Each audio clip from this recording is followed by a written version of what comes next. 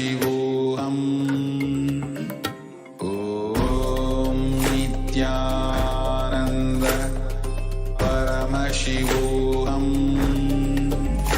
Om Nityananda Paramashivoham Om Nityananda Paramashivoham Om Nityananda Paramashivoham Om Nityananda Paramashivoham Om Nityananda Paramashivoham Om Nityananda Paramashivoham Om Nityananda Paramashivoham Om Nityananda Paramashivoham Om Nityananda Paramashivoham Om Nityananda Paramashivoham Om Nityananda Paramashivoham Om Nityananda Paramashivoham Om Nityananda Paramashivoham Om Nithyanandam, we welcome all the Paramashivoham Level 2 participants to the first session of the day, Nithyananda Yoga. Let us all settle down on our yoga mats and get ready for the yoga session. Have your panchapatam and udani ready, a cup with a spoon with some water, and let us open the session with a Sadguru Vandanam. Nityanandam Paramasukhadam Kevalam Jnanamurtim Dvandvatītam Gaganasatrisham Tattvamasyaadilaksham Ekam Nityam Vimalamachalam Sarvadhi Sakshi Bhutam Bhavātītam Trigunarahitam Sadgurum Tam Namami. Next we are going to chant the Shiva Mula mantra, Om Ham Ham Shivaya Namaha, 11 times. Please follow along internally. Om Ham Haum Shivaya Namaha. Om Ham Haum Shivaya Namaha. Om Ham Haum Shivaya Namaha. Om Ham Haum Shivaya Namaha. Om Ham Haum Shivaya Namaha. Om Ham Haum Shivaya Namaha. Om Ham Haum Shivaya Namaha. Om Ham Haum Shivaya Namaha. Om Ham Haum Shivaya Namaha. Om Ham Haum Shivaya Namaha. Next up is the Tadvachamanam, the ritualistic cleansing. Take your Panchapatra and Udani and keep your right hand in the Gokarna Mudra in the shape of a cow's ear. Now take one Udani, 1 spoon of water, pour it into your right palm, and each time the word Swadha is chanted, sip the water from the bottom of your palm and take another Udani of water into your hand for a total of 3 times. Om Atmatattvam Shodhayami Swadha. Vidyatattvam Shodhayami Swadha. Om Shivatattvam Shodhayami Swadha. Now wash your right hand with the water from the Panchapatra and wipe your lips twice with the bottom of your right thumb as we chant. Om Ham Hridayaya Namaha. Now wash your hand again. With the index, middle and ring finger joined together, touch above your upper lip and below the lower lip. Then wash your hand again. With your index finger and thumb joined together, touch your right nostril and your left nostril.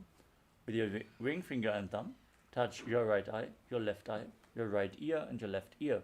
Then wash your hand again. With your little finger and thumb, touch your navel, your right chest and your left chest.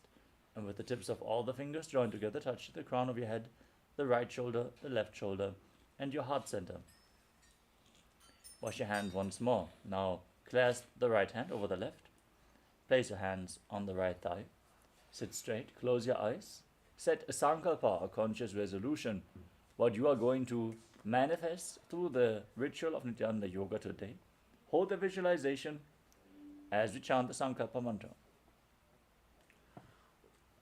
Om Mamopatta Samasta Duritakshayadvara Bhagavat Sri Nithyananda Paramashiva Prityartham Sri Nithyanandeshwari Paramashiva Shakti Sameta Sri Nithyanandeshwara Paramashiva Prityartham Cha Adya Purvokta Evam Guna Visheshena Vishishtayam Asyam Shubhatitau Purna Arogya Yukta Dridhagatra Yogika Sharira Siddhyartham Paramashiva Shakti Avishkaranartham Nityananda Yoga Abhyasam Karishye.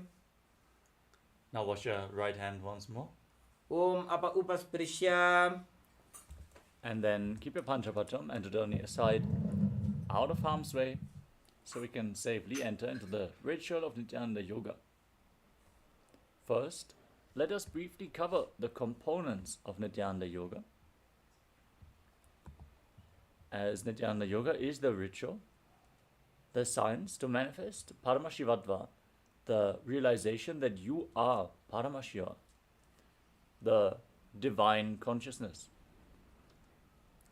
We achieve this by performing asanas, physical body postures, aligning our body to Paramashiva, awakening the Kundalini Shakti, strengthening the nervous system to hold his energy.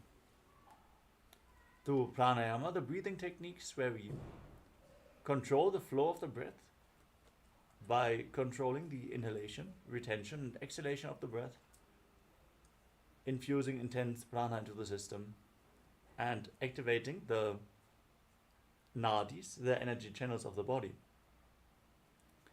Next is the mudras, the energy circuits performed by aligning our fingers in certain hand gestures, or our various other body parts to align the nadis and direct the flow of the prana into specific parts of the body, and awaken the non-mechanical parts of the brain, aligning our intra-organs, our energy organs like third eye, vak, and anandagandha, which are located between the layers of the body, to Paramashiva. The next component is bandha, energy locks. As you can see on the left-hand side of the screen, we are projecting certain bandhas. The bandhas we are going to perform are the following. The Mula Bandha, the root lock. As you contract the perineal floor and pull it upwards, you prevent the prana from seeping out at the bottom of the spine and hold it in your body by performing Uddiyana Bandha, the abdominal lock. Pulling your stomach in and up towards your spine and contracting your muscles above and below the navel, you forcefully pull the Kundalini Shakti up along your spine to the higher energy centers. And through Jalandhara Bandha, the throat lock, by tucking your chin to the chest and internally contracting your throat muscles, you hold the prana in the higher energy regions. If you perform all the three bandhas together, they form Mahamudra Bandha, which is one of the great secrets kept in yogic science, a stray technique for Kundalini awakening, even for enlightenment itself. Next up is Karana, the sacred dance postures. As preserved throughout the temples in India, carved in stone, frozen in time, Karanas lead to intense awareness in every part of the body as you move your body parts in synchronicity with the cosmic body movements. Next up is the visualization. In the top right corner of the screen, we are projecting a visualization for every asana. Hold this visualization as you perform the specific asana, as you literally embody the visualization. Don't just have a picture of that principle, that deity, that animal, that mountain in your inner space. Feel that you are that and embody its qualities. This way, you are aligning your thinking to Paramashiva, manifesting Mano Shakti. Internally, repeat the japa that is projected on screen. Japa is a mantra that you are repeating internally without even making a sound.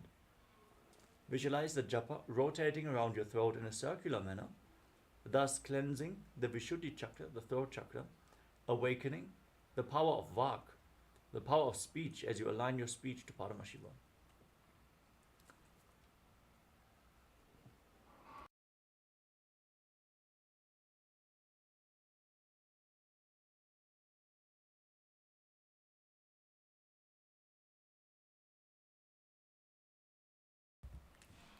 Next, our Acharya is going to chant the scripture references for all the asanas, the instructions and benefits for all the poses in Sanskrit during the asana practice. Sanskrit has a phonetic significance, so even if you don't understand Sanskrit, it is going to have an enhancing effect on your cognitive capabilities, awakening the non-mechanical parts of the brain and awakening certain energies within your body as it provides you with a high energy space. Since these are the words of Mahadeva himself, so listen in closely to the Sanskrit mantra for every of the asana. Next up is weightlifting. Building your body is a spiritual practice as per the Supreme Pontiff of Hinduism. As you prepare your body to hold the spiritual energy, you bring the strength into your body, the intensity, the will persistence.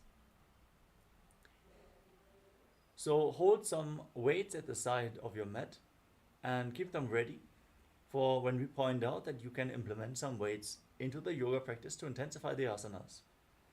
If you cannot perform the asana with the weights, you can simply keep them at the side, but you should have them ready to implement them into your yoga practice and bring your yoga to the next level. Next is mandala. As you can see in the background of our acharyas, there is the Shri Yantra, which is the two-dimensional reflection of the entire cosmos, holding and including all the gods and goddesses. If you gaze at the Shri Yantra intensely but gently, like you would gaze at a rose, it reflects into your microcosmos, awakening your cosmic DNA. So whenever you can, gaze at the yantra in the background. Next up is Abharana, the sacred Rudraksha jewelry. As you wear the Rudraksha beads on your body, they hold your body in the high energy space, since Rudraksha beads are capable of holding onto more spiritual energy than any stone.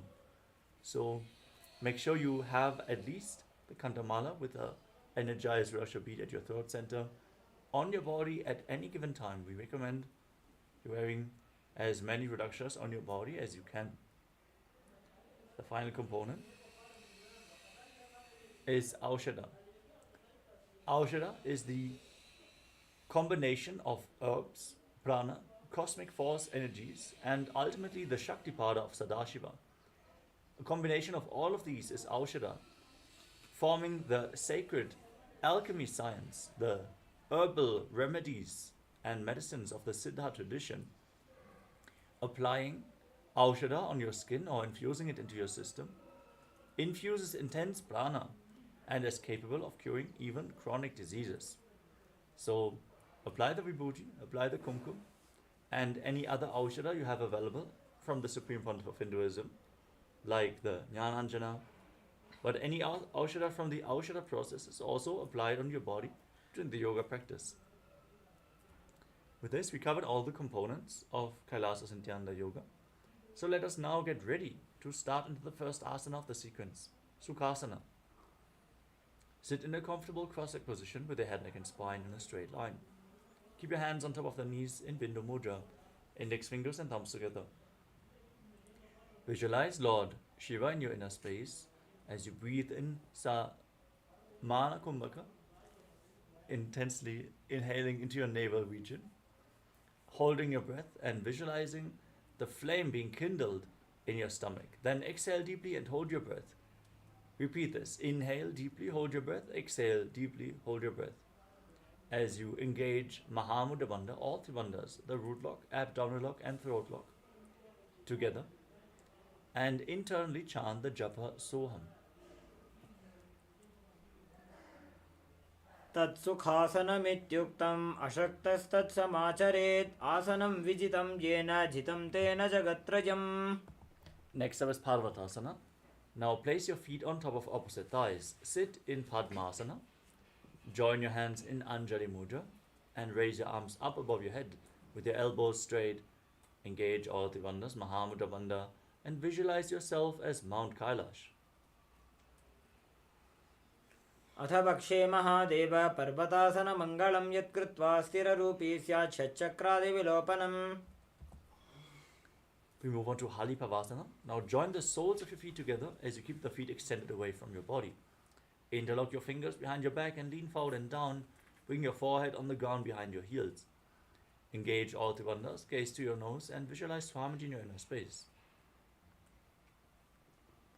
पूर्व विधियाहु में जानो उभय पगथली संपुट ठानो पिष्ट पछेदो वो करल्या वो दक्षिण करसो वाम गहावो.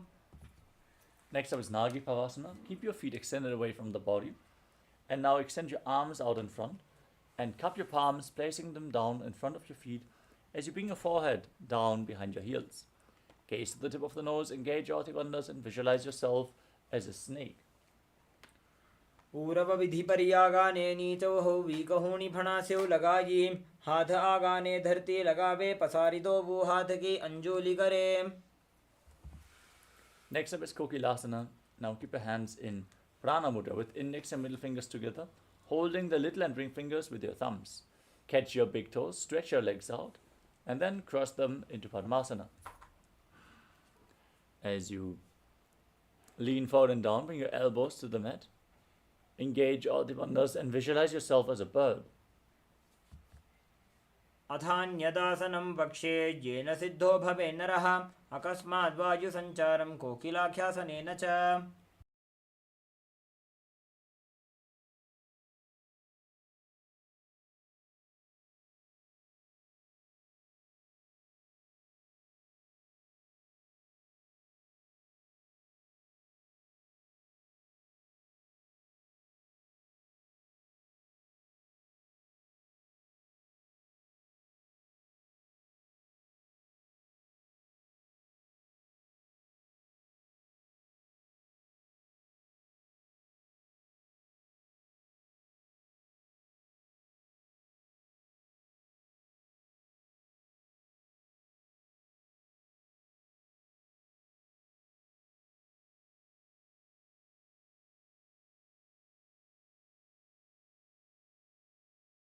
The next asana is Nityasana. Now place your ankle on top of one knee and the other ankle below the opposite knee. Now gaze to the tip of the nose as you hold on to opposite elbows. Start rotating your arms in a circular motion.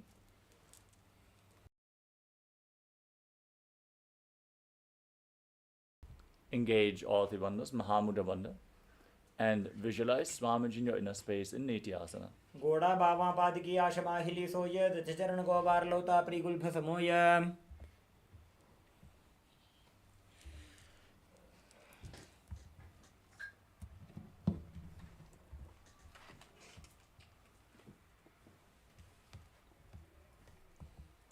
You move on to Gajasana. Now place your hands on the ground, shoulder width apart. Raise your hips and scoop your head and chest forward and down again and again. Put your stomach in an Abhinudhyana Bandha and visualize yourself as an elephant in Gajasana. युब्जं पादाग्रे भूमौ गृत्वा लम्बी भूया मस्तकाग्रे निधाय. From the same position, push one heel to the ground as you raise the other heel up, alternating again and again.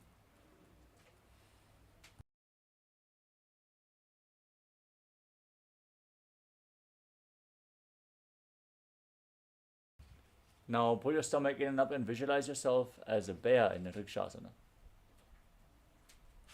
एकैकं पादमाकुञ्च्य गजासनं कुर्यात् वृक्षासनं भवति. Now rise up. And stand on the tips of your big toes as you bring your hands to the chest in Hridaya Mudra with index, middle and ring fingers joined together. Pull your stomach in and up in Uddiyana Bandha and visualize Swamiji in Vaishyasana. केशेन पादयुगलं बद्ध्वादिष्टे ततोमुखः तव ईशावक्षे यत्कृत्वा सत्यवान् भवेत्.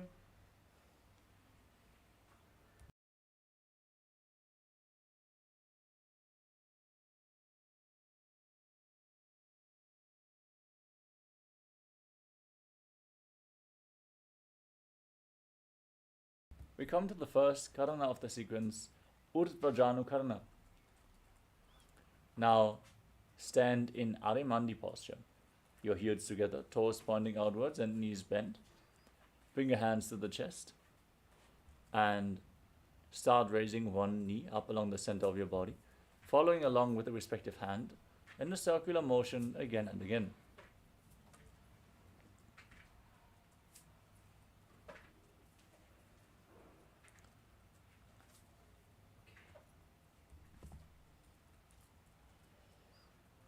Next up is Balalingasana. Now interlock your fingers from the outside in Sarva Shankari Mudra. Raise one knee up towards your chest and pull it close with your hands. Stand erect on the mat like a rod. Engage all Bandhas and visualize yourself holding a baby. एकं जानूरसियालिङ्ग्य स्थातव्यं बाललिङ्गनं भवति.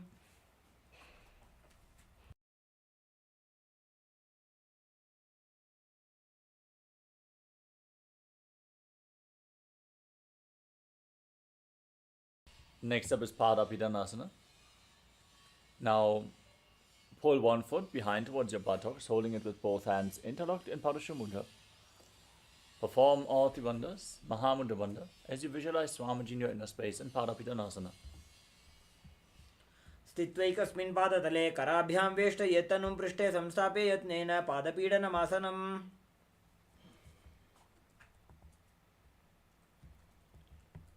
Next up is Natarajasana.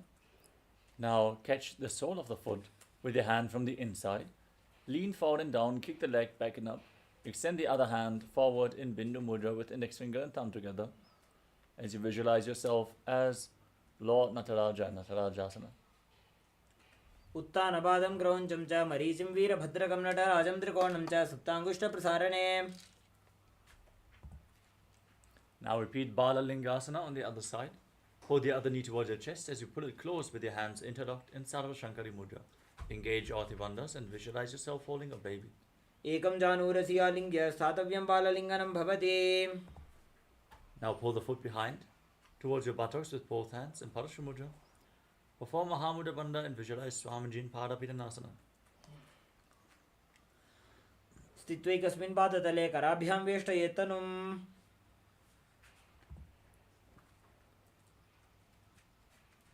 And next up is Natarajasana on the other side. Now hold the sole of the foot, kick the leg back and up and lean forward with your hand extended in Bindu Mudra, visualizing yourself as Lord Nataraja and Natarajasana. उत्तानपादं क्रौञ्चं च मरीचिं वीरभद्रकं नटराजं त्रिकोणं च सुप्ताङ्गुष्ठप्रसारणे.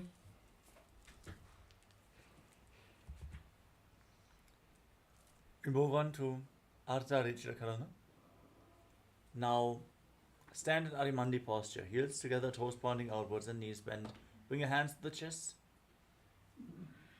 and step the right foot behind the left. Swing the right arm back and forth gracefully like a pendulum.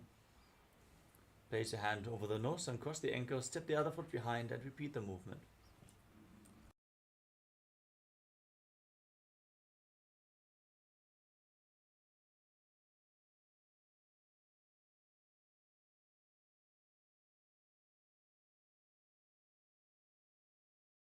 We move on to the skeleton dance now. Visualize yourself as a skeleton and shake your body intensely. Hold the visualization that you are a skeleton and dance wildly. Whenever you lose the visualization, come back to visualizing your bone structure.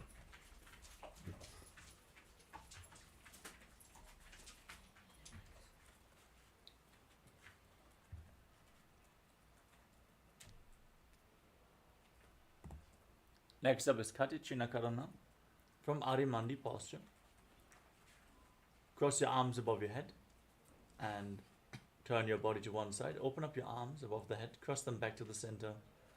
Repeat the movement again and again as you follow along with your breath in Katichina Karna.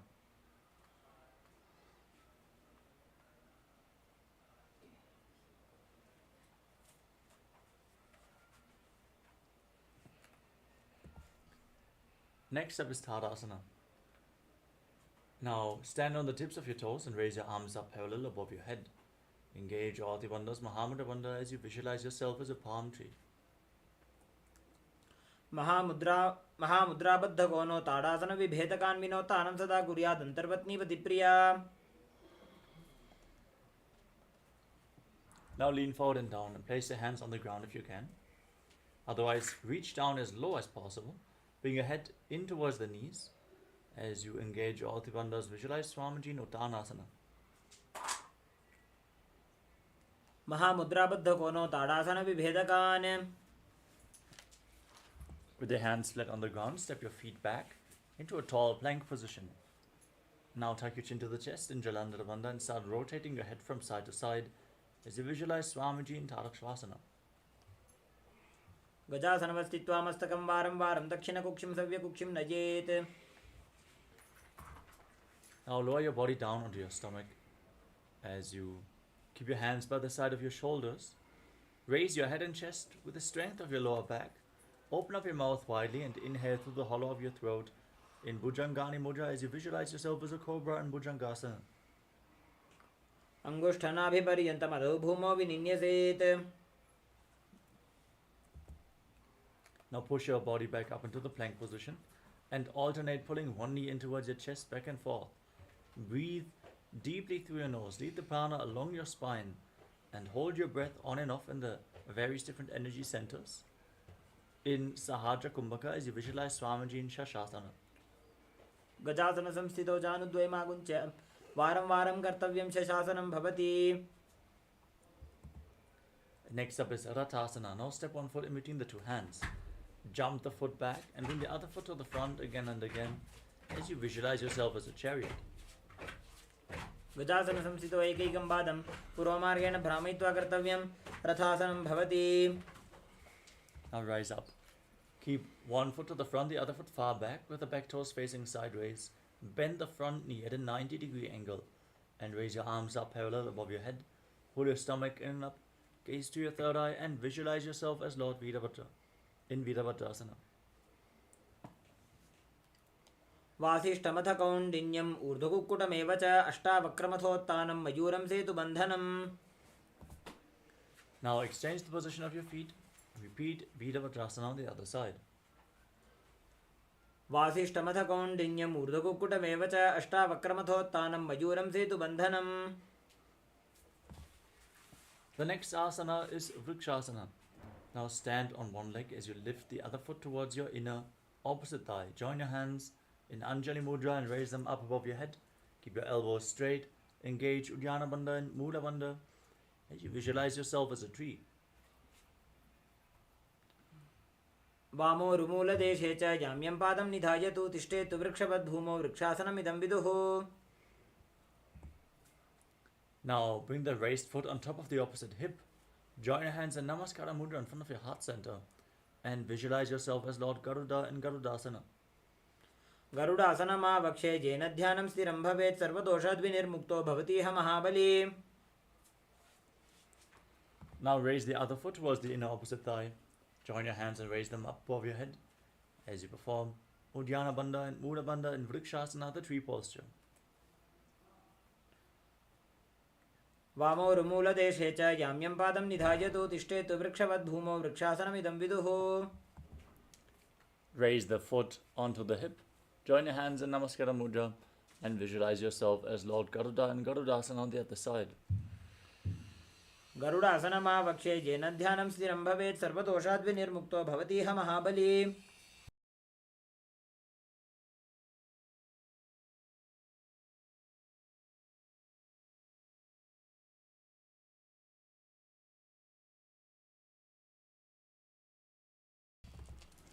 The next asana is Trikonasana. As you step one foot forward and the other foot far back with the back toes facing sideways. Extend your arms out parallel to the ground. Lean forward and down. Bring one hand to the foot and raise the other arm up towards the sky. Gaze up along the raised arm and visualize yourself as a triangle in Trikonasana. उत्तानपादं क्रौञ्चं च मरीचिं वीरभद्रकं नटराजं त्रिकोणं च सुप्ताङ्गुष्ठप्रसारणे. Now exchange the position of your feet. Step the other foot forward and bring your arms parallel. Lean down. Bring the hand to the foot at front and raise the opposite arm up. Gaze up and visualize yourself as a triangle. उत्तानपादं क्रौञ्चं च मरीचिं वीरभद्रकं नटराजं त्रिकोणं च सुप्ताङ्गुष्ठप्रसारणे. Next up is Nikuttaka Karana. Stand in Adimandi posture. Heels together, toes pointing outwards and your knees bent. Raise one heel off the mat. Bring your hands to the chest with the palms facing each other. Stomp the raised heel down. Lift the other heel up and exchange the position of your hands again and again.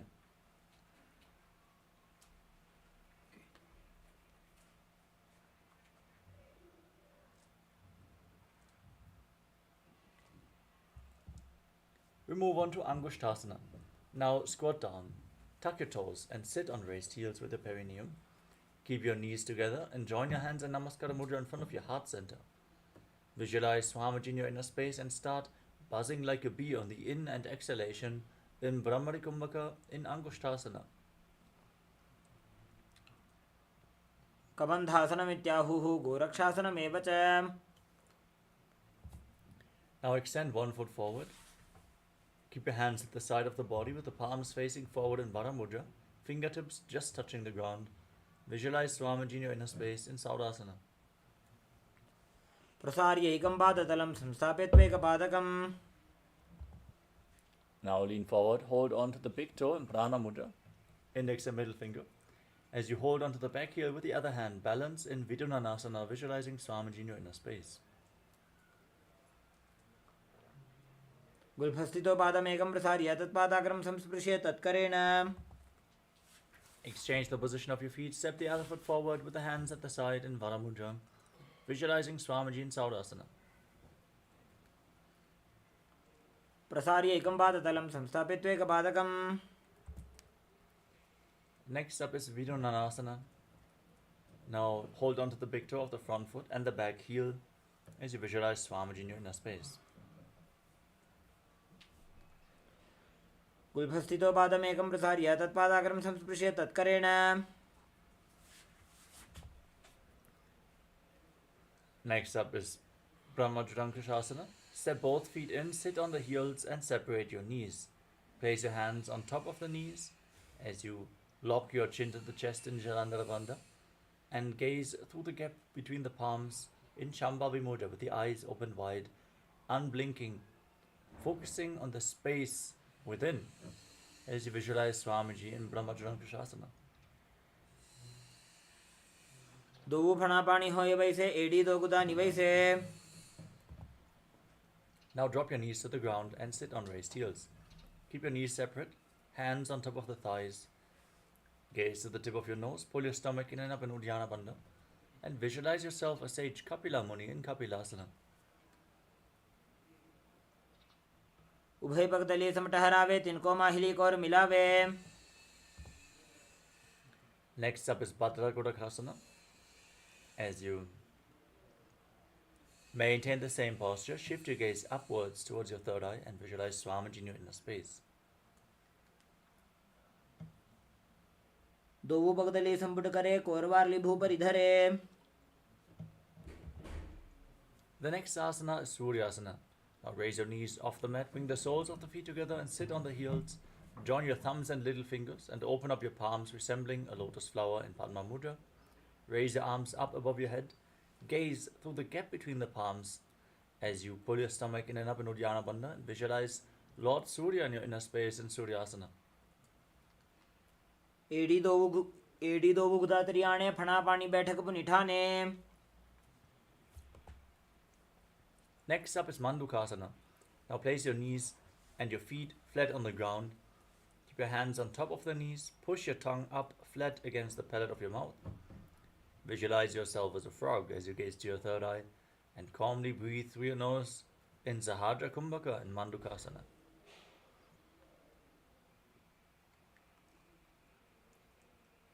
पादतलौ पृष्ठदेशे अङ्गुष्ठे द्वे च संस्पृशेत्.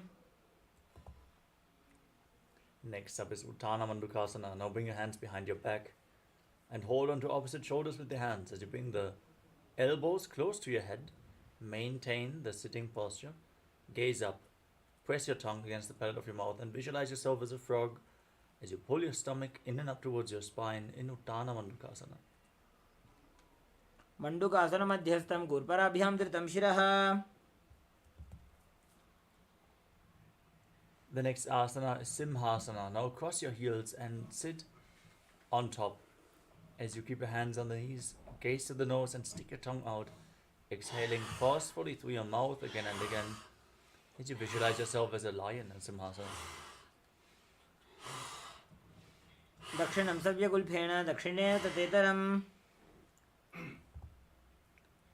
Now bring the soles of your feet together with the toes pointing back. Separate your knees widely and sit on the heels. Cross your arms behind your back and hold on to the big toes in Prana Mudra. Lock your chin to the chest. Gaze to the nose and visualize Swamiji as you return to buzzing like a bee in Brahmari Kumbhaka and Bhattadasana. बुल्भौ च वृषणस्याधो व्युत्क्रमेण समाहितः. Now place your feet flat on the ground and raise your knees. Bring your arms in and around the raised knees and interlock your fingers behind your back if you can in Parasha Mudra. Otherwise, just reach back as far as possible. Gaze to your nose and visualize yourself as a crow in Kakabhushandi Asana. प्रथमे वेसकौकटठाने दोबुहातपकमी च आने.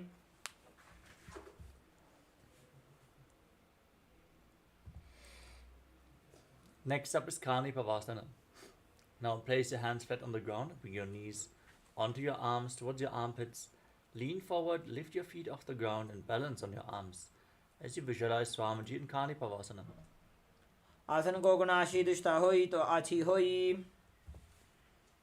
The next asana is Kapali Asana, the first inverted posture of the sequence. Requesting all the participants who suffer from any neck or spine injuries, as well as pregnant women and people suffering from high blood pressure, please take it slow with any of the inverted postures and consult your doctor whether this is safe for you. If you feel unstable in the inverted postures, you can lean against the wall for support or ask a partner to assist you in these asanas. Now let us enter Kapali Asana. With your hands flat on the ground, place your head on the mat, form a triangle between your head and your hands. Bring your knees onto your arms, raise your hips above the shoulders and then straighten your legs up into a headstand. Gaze to the nose and visualize Swamiji in your inner space. शीशा शीशा धरती टेगी पगदोबू मिलिबा ऊंचा कुकरे. Gently lower your legs down. Come to a squatting posture. As you place your hands flat on the ground, twist your body to one side. Align the knee and the hip with your elbows. Lean forward onto your elbows and lift your body off the ground, extending your legs to the side. Now gaze to your third eye and visualize yourself as a beautiful peacock. As you exhale all the way and hold your breath in Rechaka Kumbhaka again and again in Paramashivoham. मयूरं दण्डवत् कुर्यान् मायूरं दण्डनामकम्. Now rotate your body to the other side. Lean onto your elbows, lift your body up, extend the legs, gaze up and visualize yourself as a peacock.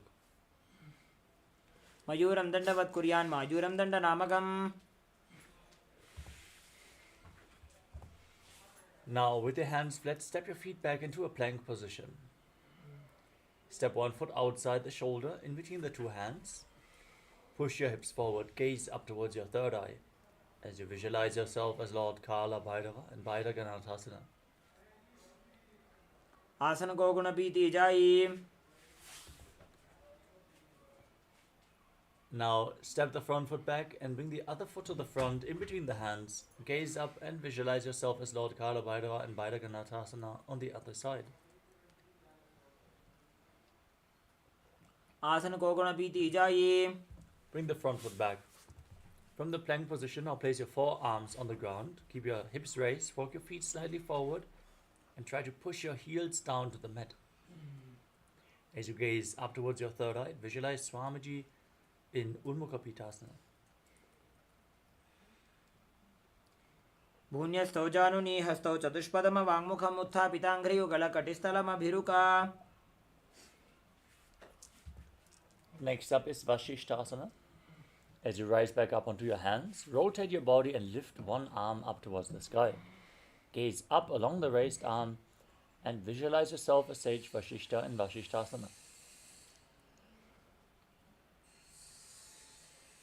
ऊर्ध्वकुक्कुटवासिष्ठमरीचहलमत्स्यकम्. Now rotate your body to the other side as you repeat Vashishtasana. Gaze up, keep your core engaged, your body completely straight. Don't dip or bulge in this position. ऊर्ध्वकुक्कुटवासिष्ठमरीचहलमत्स्यकम्. Now extend your legs out in front and bring your hands below the buttocks with the palms facing up. Gaze to the tip of your nose as you lock your chin to the chest in Jalandhara Bandha. Visualize yourself as Lord Hanuman as you internally chant Paramashivoham, the new japa in Anjani Asana.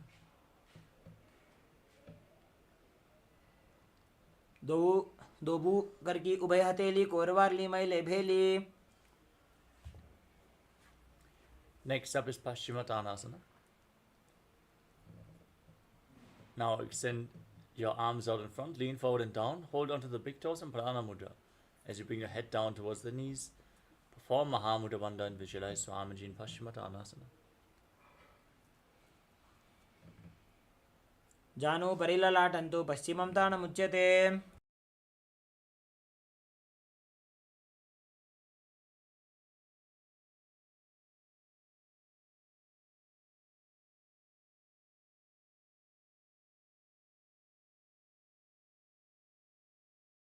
Next up is Ugrasana.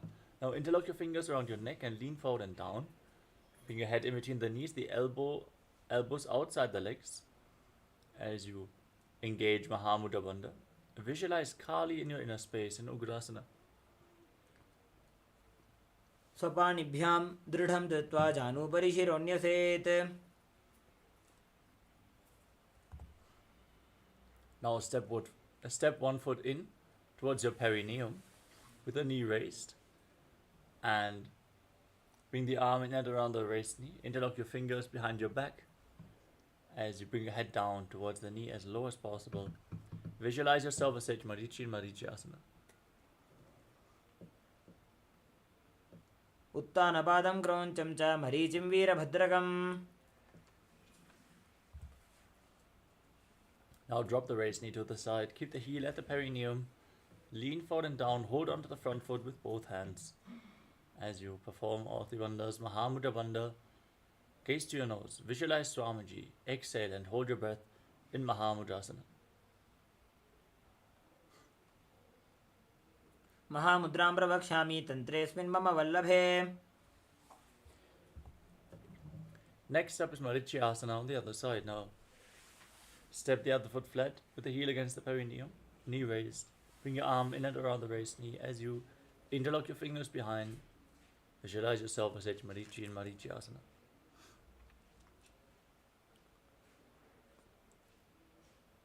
उत्तानपादं क्रौञ्चं च मरीचिं वीरभद्रकम्. Now drop the raised into the side. Keep the heel against the perineum. Lean forward and down and hold onto the front foot with both hands. Perform Mahamudra Bandha in Mahamudrasana on the other side. महामुद्रां प्रवक्ष्यामि तन्त्रेऽस्मिन् मम वल्लभे. Now bring the soles of your feet together.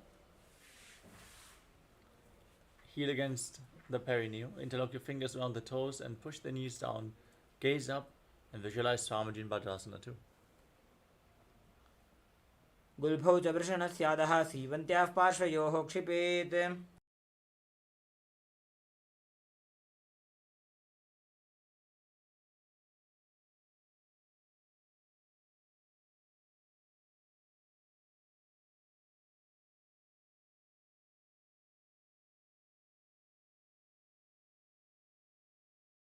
Next up is Gvalipavasana. Extend your feet away from the body with your hands on the knees. Keep the soles of the feet together. Hug your chin to the chest in Jalandhara Bandha. And visualize Swamiji in your inner space. पूर्व चरपट चौक कक्षो सोजी वाही विधि जो कीजे sooji. Next up is Joni Asana. Bring your feet back in. Hold the soles of your feet with all 10 fingers. As you lean forward and down, gaze to your nose and visualize the Yoni Mandala, the visual representation of Devi Paramashiva Shakti in Joni Asana.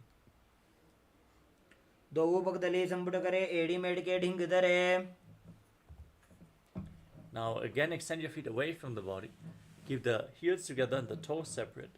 Extend your arms out away from the body. Lean forward and down and place your forehead on the ground behind your heels. Gaze to your nose and visualize Swamiji in Midaki Pavasana. पूर्व विधि परिपकथली संपुट शोल एड़ी मिली राशे. Next up is Siddha Samadhi Asana. Now bring your hands below the shins with the palms facing up. Place your face on the ground in front of the feet with the toes against your throat. Gaze to your nose and visualize Lord Surya in your inner space in Siddha Samadhi Asana. दो पगदली संपुट करे सोले मेढ़ आगा में धरे.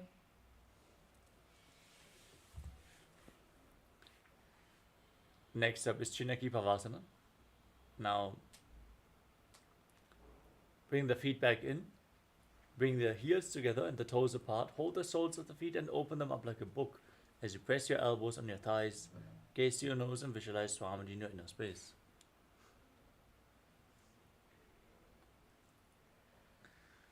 दो पगा की एड़ी धरती मगिवा मेढ़ लगावे.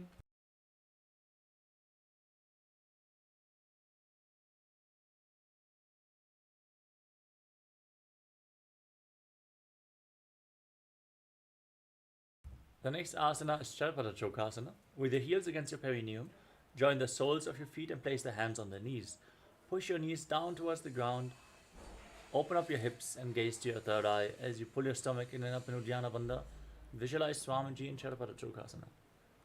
दो पगदली संपुट धारे आगाने कर जारे पसारे.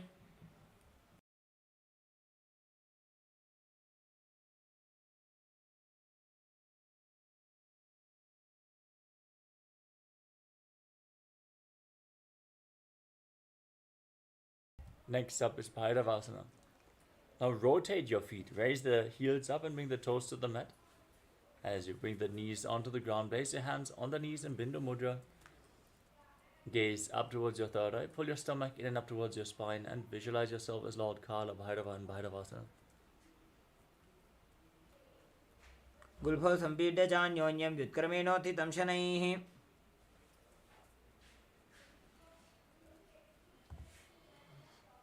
Next up is Samanasana. Now, keep one heel against the perineum and lift the other foot against your chest. Gaze up towards your third eye and visualize Swamiji in your inner space. समानासनमावक्षे सिद्धमन्त्रादि साधनात्. Now, lift one leg over the shoulder and extend the opposite leg forward with your hands at the side for balance. Gaze up and visualize Swamiji in Apanasana. केवलं पादमेकञ्च स्कन्धे चारोपि यत्नतः.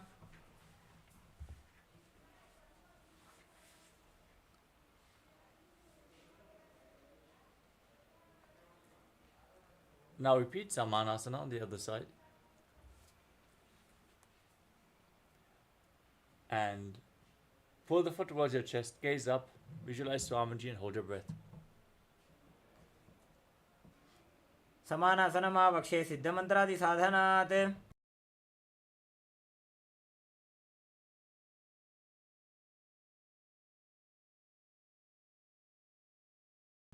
Now repeat Apanasana. Lift the leg over your shoulder and extend the opposite leg forward. Gaze up and visualize Swamiji in Apanasana. केवलं पादमेकञ्च स्कन्धे चारोपि यत्नतः. Now stack your knees in front. Keep the heels at the outside of the hips. As you interlock your fingers and place them on the top knee in Parashu Mudra. Visualize the face of a cow in Gomukhasana. Press your tongue against the palate of the mouth without touching the teeth and hiss through the teeth as you inhale in Chitkari Kumbhaka. as you internally chant the new japa Om Nithyanandoham. सव्ये दक्षिणगुल्फं तु पृष्ठपार्श्वे नियोजयेत्. Next up is Anasuyasana. Now hold on to the big toes in Prana Mudra. As you pull your stomach in and up, gaze to your nose and visualize yourself as Rishika Anasuya. दक्षिण गोड़ों नीचे उठाने, बाहों ताके ऊपर आने. Keep visualizing yourself as Rishika Anasuya as you interlock your fingers behind your back, lean forward and down, bring the chin over the knee and gaze to the nose as you bring the nose to the mat in Anasuyasana too. जीमणा गोदा की संधि, प्रीड़ा वागोड़ा की संधि. Next up is Garudasana too. Now keep the right foot flat and the left heel against the perineum. Keep the right knee against your chest, your hands on the knees, gaze to the nose and visualize yourself as Lord Garuda in Garudasana too. डाबो पगमोड़ी एड़ी माहिलो Gulf मूलद्वारनी चाहिए. Next up is Naradasana. Now raise your perineum onto the heel. Interlock your fingers around your neck in Paramashiva. Twist your elbows outside the raised knee and gaze up as you visualize yourself as Sage Narada in Naradasana. पिष्टि च वाम पगदली केरी, भूपरिता ही लगावे फेरी.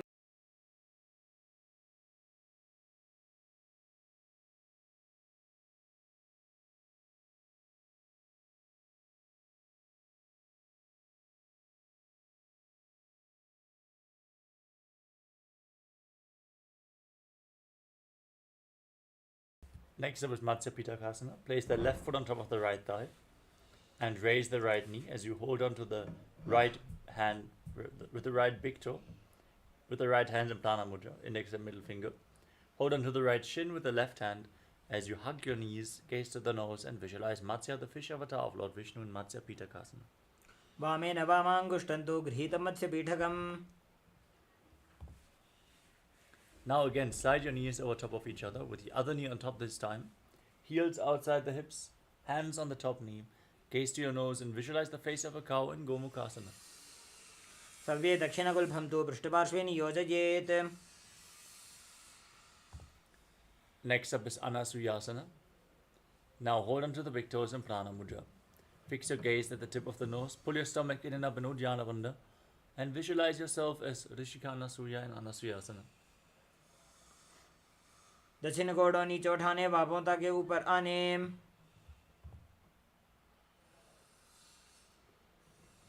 Now interlock your fingers behind, gaze to your nose as you lean forward and down. Place your nose on the ground in Anasuyasana too. जीमणा गोदा की संधि, प्रीड़ा वागोड़ा की संधि.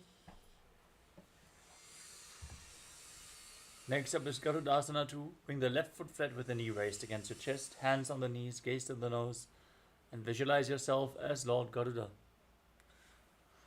डाबो पगमोड़ी एड़ी माहिलो Gulf मूलद्वारनी चाहिए.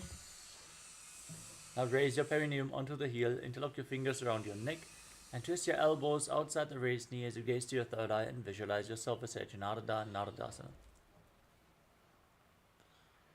पिष्टि च वाम पगदली केरी, भूपरिता ही लगावे फेरी. Next up is Matsya Pitakasana. Now place your right foot on the left thigh and hold onto the shin and the big toe of the left leg. Gaze to your nose and visualize Matsya, the fish avatar of Lord Vishnu. वामेन वामाङ्गुष्टन्तु गृहीतं मत्स्यपीठकम्.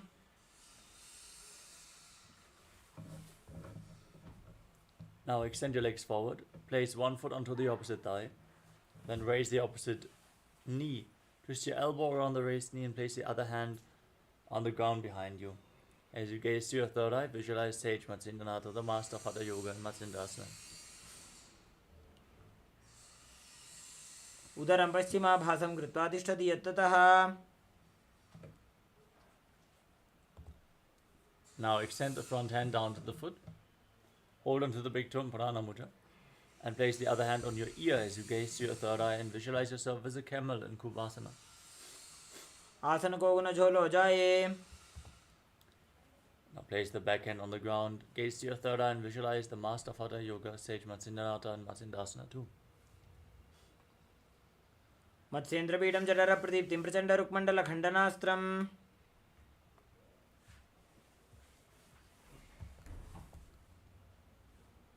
Now again extend your legs and place the other foot on the opposite thigh. Now raise the left knee, twist the right elbow around the left knee, hand by the neck, the other hand on the ground behind you. Gaze to your third eye and visualize Sage Matsyendranath and Matsyendasana. उदरं पश्चिमाभासं कृत्वा तिष्ठति यत्ततः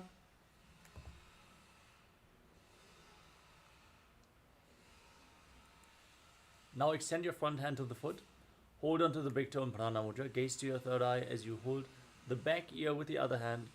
Visualize yourself as a camel in Kubasana. आसन को गुण झोलो जाए. Now place the back hand down on the ground. Gaze to your third eye and visualize Sage Matsyendranath in Matsyendasana too. मत्स्येन्द्रपीठं जठरप्रदीप्तिं प्रचण्डरुक्मण्डलखण्डनास्त्रम्. Next step is Padmasana. As you place your feet onto opposite thighs, keep your hands on the knees, gaze to your nose and engage all the bandhas. Visualize yourself as Lord Shiva as you breathe in Shitali Kumbhaka. Press your tongue against the back of the teeth and hiss through your teeth as you inhale. Internally chant Om Nithyananda Paramamashivam in Padmasana. आसनं द्विविधं प्रोक्तं पद्मं वज्रासनं तथा. Now cross your arms in front. Keep your hands in Prana Mudra and hold on to the big toes. Gaze to your nose and visualize yourself as Goddess Parvati, the consort of Lord Shiva.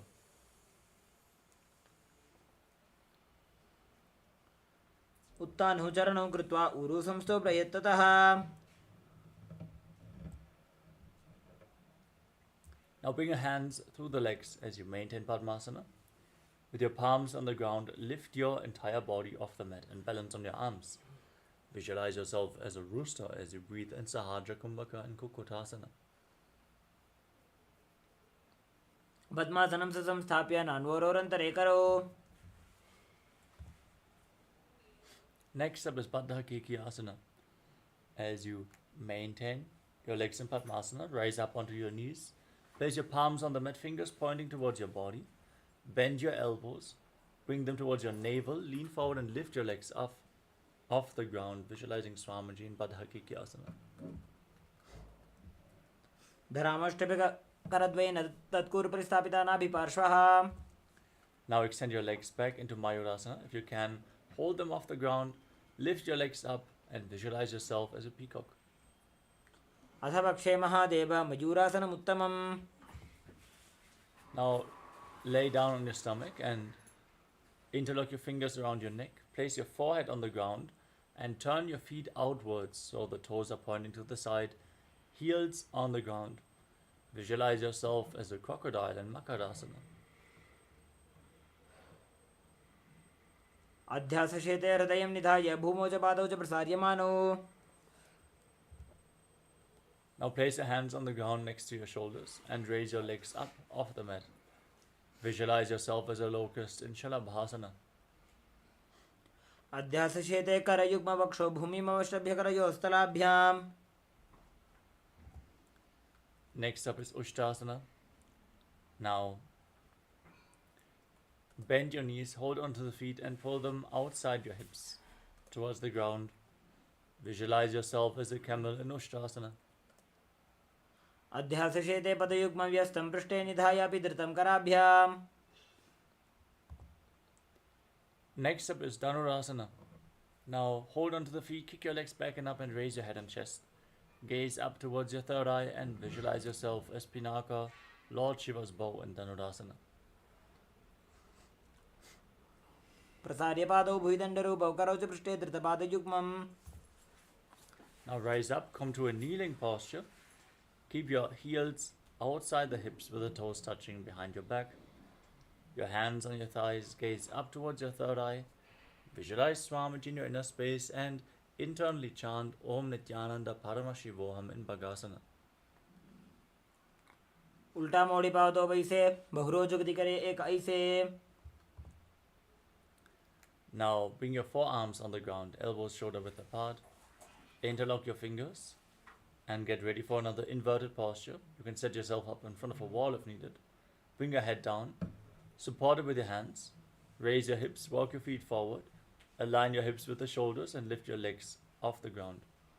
As you pull your knees in towards your chest, gaze to the tip of the nose and visualize Swamiji in Gohi Asana as you breathe calmly through your nose in Sahasrara Kumbhaka. दो हाथ की कहुनी जोजी पुनः कलाई जाने दो ये. Now extend your legs up straight into Shirshasana. Gaze to your nose and visualize Swamiji in your inner space. विपरीतं मण्डलं च द्विधैव विदितं हिनः. Gently lower your legs down. Come to a seated position with your legs extended to the front. As we are getting ready to enter a sequence of rapid exhalations in Bhastika Kumbhaka. Throughout the next few asanas, contract your abdomen and push the air out of your lungs again and again without inhaling. Naturally, air will flow back into your lungs, so don't worry. Keep exhaling, exhaling, exhaling in Bhastika Kumbhaka as you now hold onto your calves and raise your legs up vertically. Try to bring your legs as close to your face as possible as you visualize Swamiji in Podhyasana. दो हाथ पग बाहर आने घोड़ा तरे काक सीठा ने. Now bring your hands to the opposite shoulders behind your back. Your legs extended forward and up. Gaze to your third eye and visualize yourself as a mace in Parigasana. उत्तानशयनं कृत्वा पादौ मिलित्वा प्रसार्य. Now extend your arms out parallel to the ground in front of you. As you keep your legs raised, gaze to your third eye and visualize yourself as a boat in Naukasana. उत्तानशयनं गुरुपराभ्यां भूमिं वष्टभ्य. Now join the soles of the feet and scoop your hands below, pulling the soles of your feet against your chest. Gaze towards your nose and visualize yourself as Lord Rudra in Rudrasana. पगतले संपूर्ण करी हाथस्यो पग ऊंचाई. Relax, you can breathe calmly now as you lay down on your back with your feet flat, the knees raised. Place your palms down on the ground just behind your heels as you push your hips up. Lock your perineum, lock your throat, push the air upwards, but prevent it from escaping in Mocha Kumbhaka, forcing the energy to the higher energy centers, leading to a state of swooning in the yogi. Gaze to your nose and visualize Swamiji in Unmukha Pitasana too. ऊर्ध्वे च जानुनी कृत्वा शवित्वोर्ध्वमुखं तथा. Now lay down flat on your back. Keep your hands at the side of your body with the palms facing up. Relax completely every part of your body as you forcefully pull the Kundalini Shakti up along your spine in Shakti Charan Mudra. Bring it all the way from the Mooladhara to the Sahasrara Chakra. As you visualize your body is dead and Swamiji, the Supreme Pontiff of Hinduism, is liberating you in Shivasana as you internally chant the Mahavakya Om Nityananda Paramashivoham.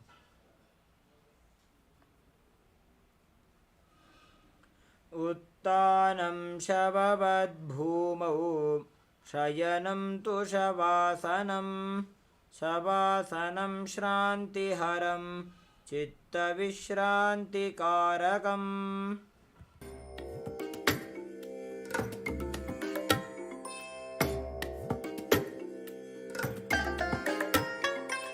I bless you all. Let you all open all your three eyes and manifest the powers of Mahasadashiva. Om Nityananda Paramashivoham. Om Nityananda Paramashivoham. Om Nityananda Paramashivoham. Om Nityananda Paramashivoham. Om Nityananda Paramashivoham. Om Nityananda Paramashivoham.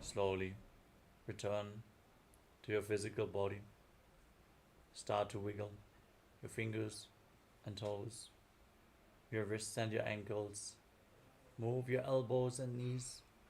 Pull your knees up towards your chest and circle them with your arms and rock your body from side to side. Slowly return to a comfortable seated position.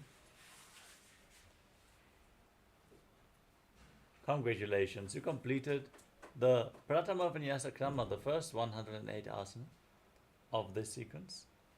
Let us now get ready to move on with the Dvitiya Vinyasa Krama sequence, the 308 asana sequence. Starting off with the next asana, Yathasana Nishthasana. Sit in a comfortable position with your head, neck and spine in a straight line, your hands on the knees in Bindu Mudra, and visualize Swamiji in your inner space as you breathe in Samana Kumbhaka. Fill your navel with prana and internally chant Om Nithyananda Paramashivoham in Yathasana Nishthasana. पर्यङ्कं तत्समाख्यातं यथसंस्थं यथास्थितिः. Next up is Samasana. Keep your feet in a cross-legged position, your hands on top of the knees in Bindu Mudra, and visualize Swamiji in your inner space as you inhale and exhale as deeply as possible again and again. इदानीं गर्भिणीनां योगाभ्यासो यथा लघो. Now bring the left heel against the perineum and the right foot on top of the left foot. Place your hands flat on the knees and gaze to your nose as you visualize yourself as a sage liberated by the Supreme Pontiff of Hinduism in Muktasana. निपीड्य सीविनीं सूक्ष्मां दक्षिणेतरगुल्बतः. Next up is Siddhasana. From the same position, shift your gaze up towards your third eye and visualize Swamiji in your inner space. स्थानसंयमितेन्द्रियोचलदृशः पश्यन् भ्रुवोरन्तरं चैतन्मोक्षकपातभेदजनकं सिद्धासनं प्रोच्यते. Now shift your gaze to the ground in front of you. Engage all three bandhas Mahamudra Bandha as you visualize Swamiji in Siddhi Asana. वामपादके जानो सीवनिमदितासकोठानो. Now place your hands on the knees in Bindu Mudra with index fingers and thumbs together. Gaze up towards your third eye and visualize yourself as Lord Rudra in Rudrasana too. वामचरणपरिदक्षिण राखे एकजुगति ऐसे विदिदाखे. Next up is Sandadrunasana. Now maintain the same posture but shift your gaze to the nose as you embody tranquility and an unshakable nature. आसन की गुण मन की चलता meet. Now bring your hands in front of your navel, cup one palm over the other in Samputa Mudra, resembling a closed lotus flower. Visualize Swamiji in your inner space. Keep breathing in Samana Kumbhaka as you visualize Swamiji in your inner space in Siddhasana too. ऋजुकाय समासीना सिद्धासनमुदीरितम्. Next up is Bandhayoni Asana. Now set the Sankalpa to manifest through the womb of creation. As you enter Shanmukhi Mudra, inhale all the way. Hold your breath and lock your mouth with the little and ring fingers, your nostrils with the middle fingers, your eyes with the index fingers, and your ears with your thumbs. यत्र मध्ये महादेव बन्धयोन्यासने शृणु. The next asana is Virasana. Now place the right foot on top of the left thigh and the left foot below the right thigh. Keep your hands on the knees in Bindu Mudra and embody the state and space of bravery, Vida. एकं पादमथैकस्मिन् विन्यस्योरुणि संस्थितः. From the same posture, keep your hands on the knees in Bindu Mudra, gaze to your third eye, and visualize Sage Valmiki, the great poet and author of Ramayana, in Valmikasana. दो ऊपक की थल्या की माहिली core मिलाई. Next up is Joni Mudrasana. Maintain your legs in the same position, but keep your hands flat on the knees. Gaze to the tip of the nose and visualize the Yoni Mandala, the visual representation of Devi Paramashiva Shakti herself, as you breathe in Samana Kumbhaka.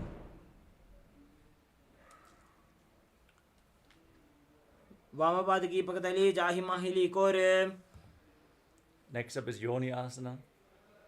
Maintain the position, maintain the visualization, but shift your gaze up towards your third eye in Yoni Asana. योन्यासनं पर्वतेन योगं योगफले नीलं तत्कारफलं तावत् खेचरो यावदेव हि. Now join the soles of your feet together with the heels close to the perineum. Interlock your fingers around the toes, pull your stomach in and up and gaze to the tip of your nose as you visualize yourself as Lord Virabhadra in Bhadrasana 3. गुल्फौ च वृषणस्य अधः सीवन्त्याः पार्श्वयोः क्षिपेत्. Now keep your left hand on the left knee and cover your mouth with the right hand. Close your left nostril with the index finger. Inhale through the right nostril, gaze up towards your third eye. Then close both nostrils, hold your breath. Exhale through the left and invert the breathing flow. Inhale through the left, hold your breath. Exhale through the right, then again exhale through the right. Inhale through the right. Alternatingly in Abhyanta Kumbhaka, lead your tongue back and up in Kechari Mudra as you visualize yourself as an Agori in Agorasana. पूर्वोः विश्रिका Joji वाहि विधियोगी जैसोजी.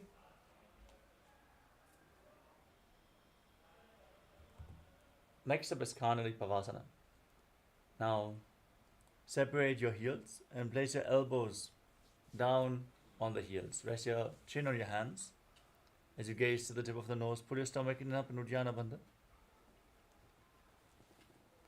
And exhale fully. Hold your breath. Visualize yourself as a female elephant drinking water in Kanali Pavasana. ग्वाली पाव आसन कक्षो है जैसे जाहू में जाने विदिते से.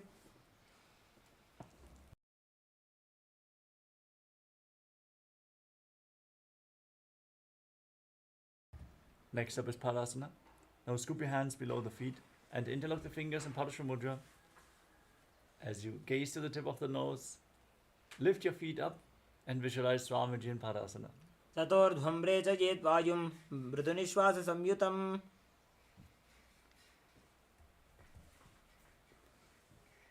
Now interlock your fingers around the toes and lift your feet against your chest.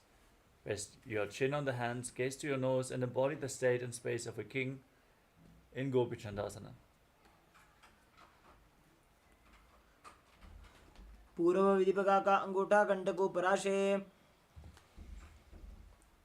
Next up is Uddarasana. Now gaze to the tip of the nose. As you scoop your hands below the feet, interlock them around your toes. And gaze to the tip of the nose, visualizing your body free from any defects. दो वो पकतली जोड़ी संपुट करे. Next up is Vishishtasana. Now, from below, interlock your fingers around the toes and lift your feet in front of your face. Bring interlocked fingers in front of your forehead. Visualize yourself excelling in everything in Vishishtasana. दो वो पकतली जोड़ी संपुट करे. Next up is Bhujasana. Now bring your legs over your shoulders and bend your elbows up. Try to interlock your fingers around your neck as you visualize yourself as a cobra in Bhujasana. शिरासनं तो विज्ञेयं कक्षासनमतः परम्. Now bring your arms down and behind your back. Interlock the fingers as you gaze to the nose and visualize yourself as a beautiful, auspicious goddess in Kalyanasana. दो हाथ पगम नीचे आने तिनको घोड़ा नीचे ठाने. Now stack your knees. Place the top of the left foot flat on the ground and sit on the left heel as you bring the right heel to the outside of the left hip. Bring your hands on the top knee and visualize yourself as an elegant swan as you gaze forward in Vaishnavi Mudra without focusing on any external objects. Just focus on the object within as you breathe in Ujjayi Pranayama in Sankatasana. वामपादं चितेर्मूलं संन्यस्य धरणीतले. Now place your hands on the top knee and slide the left foot outside the hip. Sit in between the heels. Pull your stomach in and up in Uddiyana Bandha. And visualize a cow in your inner space in Dhenukasana. Anushaginagar Panchatam Vrishilindagalyamni. Now slide the right foot on top of the left thigh and bring the left foot on top of the right knee. Bring your left hand behind your back. Hold on to opposite thighs with your hands as you gaze up towards your third eye and visualize Swamiji in your inner space in Machandrasana. Vamajanga Paratachinthane Vamahastapishti Disane. Now untwist your spine, hold on to the big toes and lean forward and down. Place your forehead on the ground as you visualize Swamiji in Machandrasana too. Pratamaji Manocharna Jojoji. Vamajanga Parirake Soji. Rise up, interlock your fingers and place them on the top knee. As you engage all the bandhas Mahamudra Bandha, visualize Swamiji, your Guru, in Guru Asana. Urmule Itarapada se Ganishtika Pradesha Gulpam Samstapya. Next up is Sankatasana. Now, place the right foot flat and sit on the right heel as you stack the left knee over top, hands on opposite knees, gaze forward and visualize yourself as an elegant swan. Vamapadam Chitir Mulam Sanyasadhar Nitale. Next up is Dhenukasana on the other side. Sit in between the heels with your hands on the top knee. Pull your stomach in and up in Uddiyana Bandha as you visualize a cow in your inner space in Dhenukasana.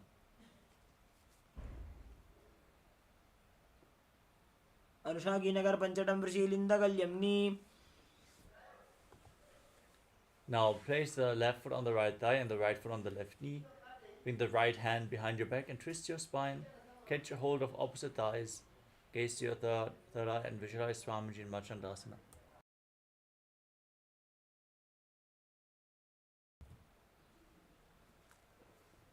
Vamajanga Paratachinthane Vamahastapishti Disane. Untwist your spine, hold on to the big toes and lean forward and down as you visualize Swamiji in Machandrasana too.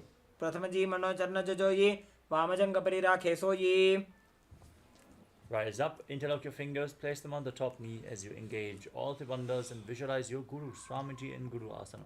Urmule Itarapada se Ganishtika Pradesha Gulpam Samstapya. Now place your feet flat on the ground with the knees raised. Bring your knees towards your chest and hold on to the knees with your hands as you press your tongue upwards in Kechari Mudra. Gaze up towards your third eye and visualize Swamiji in Pashasana. Padatale Bhumo Nidhaja Jana Nivrisin Nidhaja. Now hold on to opposite wrists and rest your chin on the knees. Gaze to the tip of the nose and visualize yourself residing in an abode of bliss in Bodha Shukasana. Dobu Bhagdali Bhuparidare Gormahili Ese Kare.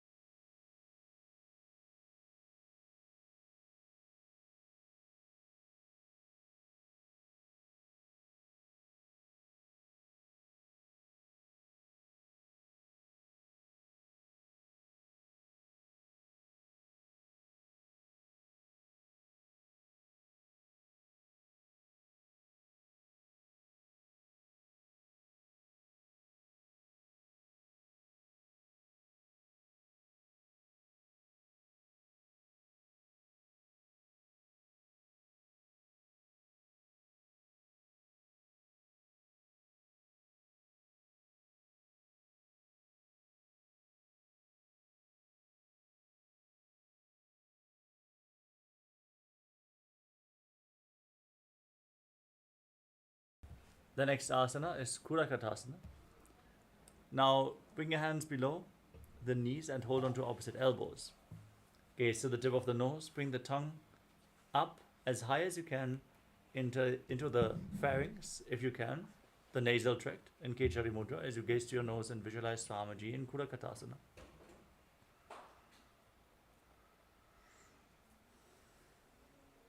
दो हाथ पग बाहर लियावे, गोड़ा नीचे ले टहरावे।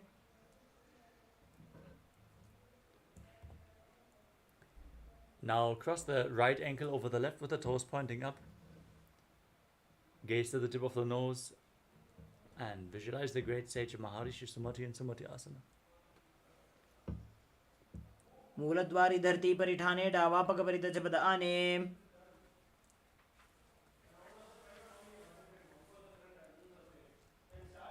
Next up is Dandasana. Now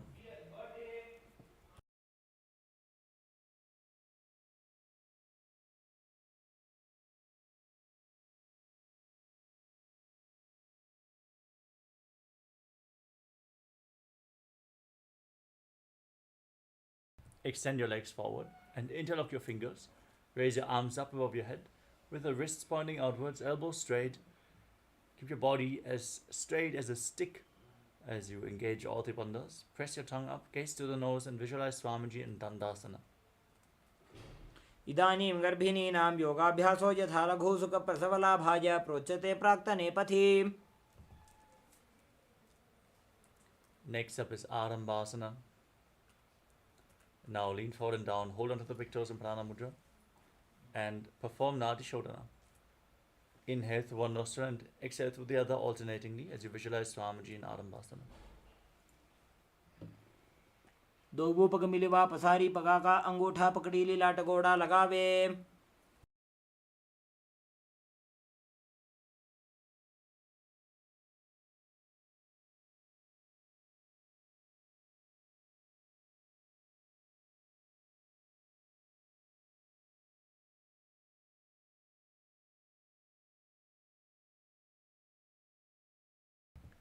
Next up is Bidokasana. As you separate the feet and slightly raise your knees, bring your hands below the shins and hold onto the soles of your feet from the outside, leaning forward and down as low as possible. Gaze up towards your third eye and visualize Swamiji in Bidokasana. प्रथम बैसी दो पाव पसारी कछक उर्द को गुरुडो डारे. Next up is Jalandhari Pavasana. Now bring the heels together, your hands below the shins, with the palms facing up. Rest your chin on the heels, as you gaze to the tip of the nose and visualize Swamiji in your inner space. दो वेड़ी में लिखे दीजिए हाथ पसारी.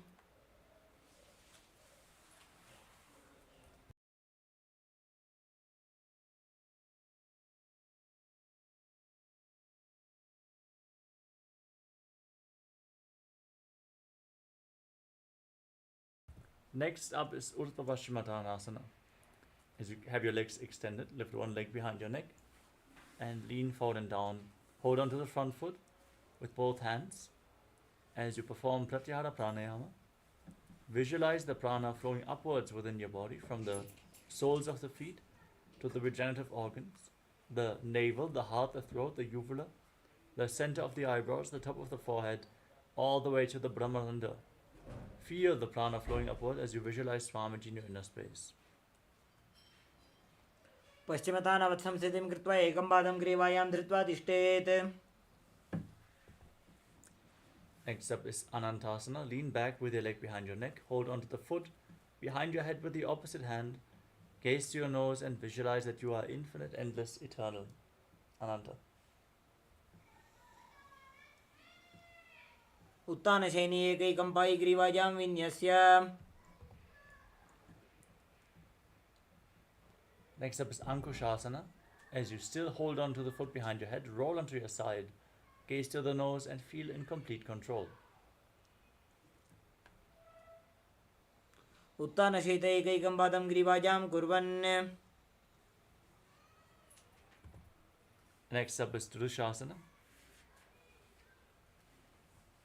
Now lay on your back, pull your knees towards your chest with your hands and rock your body from side to side as you visualize Swamiji in Tridushasana. उत्तानशयनं जानोनि हृदयपष्टम्बा जङ्घासहित ऊरूनि करद्वये बद्ध्वा सव्यापसव्यं लोडयेत्. Next up is Urdhva Paschimottanasana on the other side. Now lift the other leg behind your neck and lean forward and down. hold onto the front foot and visualize Swamiji in your inner space. पश्चिमतानवत्संस्थितिं कृत्वा एकं पादं ग्रीवायां धृत्वा तिष्ठेत्. Now lean back with a hand holding onto the foot behind your neck. Visualize you are infinite, endless, eternal as you gaze to your nose in Anantasana. उत्तानशयनी एकैकं Pai ग्रीवायां विन्यस्य. Now roll onto the side with a foot behind your head. Hold onto the foot with the opposite hand. Gaze to the nose and feel in complete control in Ankushasana. उत्तानशयिते एकैकं पादं ग्रीवायां कुर्वन्. Next up is Yoga Nidrasana. Now lay on your back and one by one lift your feet behind your head. As you gaze to the tip of the nose, interlock your fingers around your back and visualize Swamiji in your inner space. पादाभ्यां वेष्टयेत् कण्ठं हस्ताभ्यां पृष्ठबन्धनं तन्मध्ये शयनं कुर्यात् योगनिद्रा सुखप्रदा. Next up is Atmaramasana.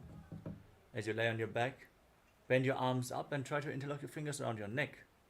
Gaze to the nose and visualize Lord Vishnu blessing you from within. आत्मा राम आसन प्रथम सुधोसो वे. Next up is Kochikasana. Lay down on your back. Raise your knees towards your chest with the soles of the feet facing up and extend your arms out to the side at shoulder level. Gaze to the third eye as you visualize Swamiji in your inner space. दो हाथ सीधा सा करे तिनसो ube Sapa करे.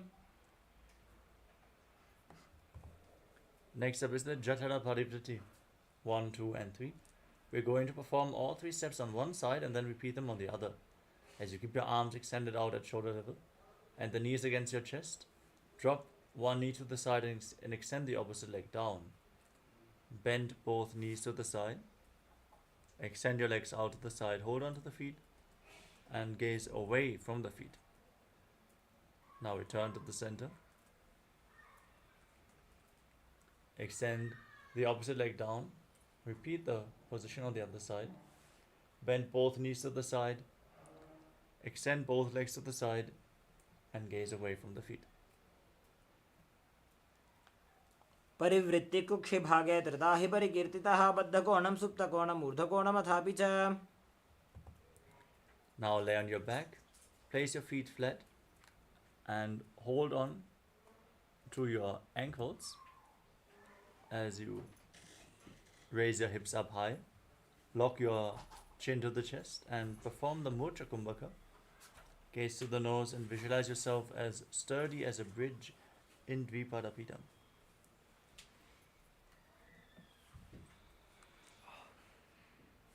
प्रतिक्रियायुतं द्वन्द्वपीठ सर्वबलप्रदम्.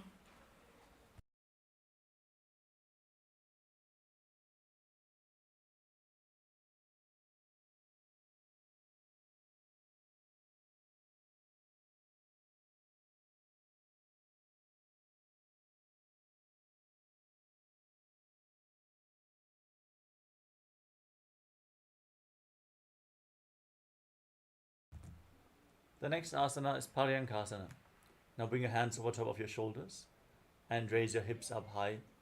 Lift your entire body off the ground as you walk your hands and feet closer together. Raise your hips even higher. Visualize yourself as sturdy as stone furniture in Paryankasana as you breathe calmly through your nose.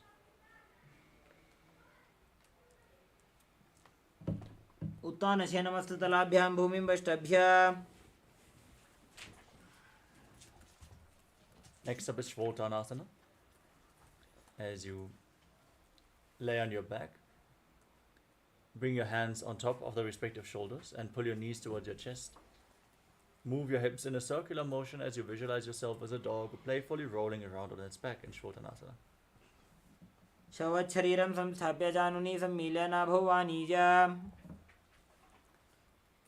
Now place your arms flat on the ground and raise your legs up. Point your toes to the sky and move your hips in a circular motion in the Viparita Karani.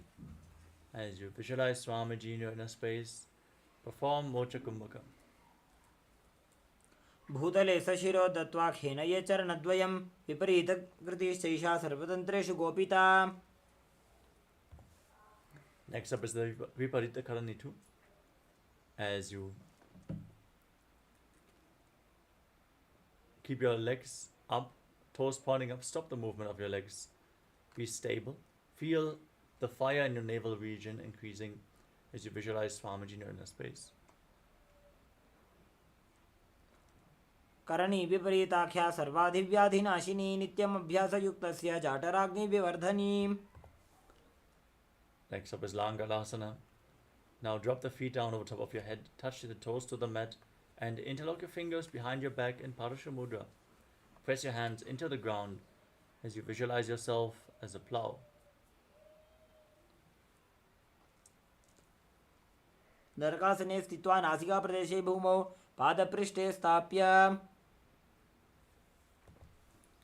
Next up is Shaita Paschimottanasana. Now hold onto the feet over top of your head. Maintain the posture. Breathe the Mocha Kumbhaka. This is one of the 84 asanas revealed directly by Lord Paramashiva himself. Internally chant Om Dhyananda Paramashivoham. तानं शयित्वात् कुर्वीत शयितपश्चिमतानकम्. Next up is Suptakonasana. Now hold on to the feet and separate them wide to the side. Keep your hips above the shoulder level as you visualize Swamiji in your inner space. परिवृत्य कुक्षि भागे धृता हि परिकीर्तितः. Now join your feet back together, hold onto your ankles and roll onto your back as you keep your arms and legs straight, visualizing yourself as a chakra, a wheel in Chakrasana. शवासनस्तद्वौ पादौ कुर्यान्मस्तकतः परौ.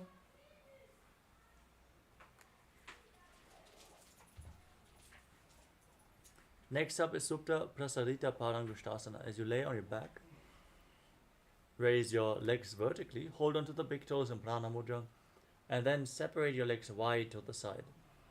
Visualize Swamiji in your inner space and make an ocean-like sound with your mouth in Ujjayi Pranayama. उत्तानपादं क्रौञ्चं च मरीचिं वीरभद्रकं नटराजं त्रिकोणं च सुप्ताङ्गुष्ठप्रसारणे. Now join your feet back together, keep your arms and legs straight, and visualize Swamiji in your inner space in Supta Parangushtasana. उत्तानपादं क्रौञ्चं च मरीचिं वीरभद्रकं नटराजं त्रिकोणं च सुप्ताङ्गुष्ठप्रसारणे. Next up is Matsyasana. As you cross your legs into Padmasana while laying on your back, bring the knees to the mat and bring your hands over top of your head, holding on to opposite elbows. Gaze to your nose and visualize Matsya, the fish avatar of Lord Vishnu in Matsyasana. मुक्तपद्मासनं कृत्वा उत्तानशयनं चरेत्. Now place the back side of the right hand on top of the left palm over top of your head. Maintain Padmasana, gaze to the nose and visualize Lord Rama in your inner space in Parasharamasana. प्रथम करे पद्मासन आचे सूधो सोवे भूपरि पाछे.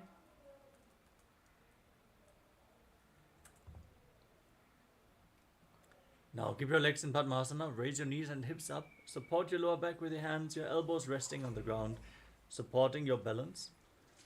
As you gaze to the tip of the nose, visualize Swamiji in Sarvangasana. अथ वक्षेत्र संक्षेपात् सर्वांगासनम् उत्तमम्.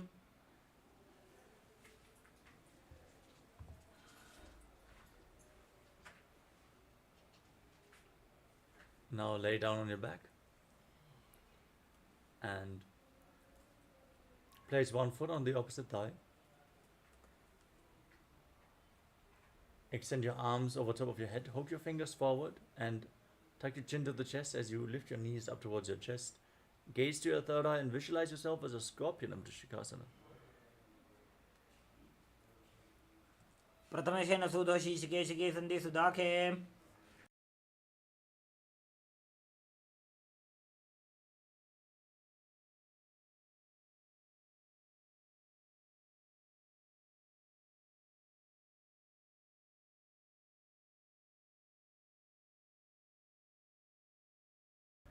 Next up is Vrishikasana on the other side. Now bring the other foot on top of the opposite thigh. Extend your arms over top of your head. Hook the fingers forward, gaze to your third eye and visualize yourself as a scorpion.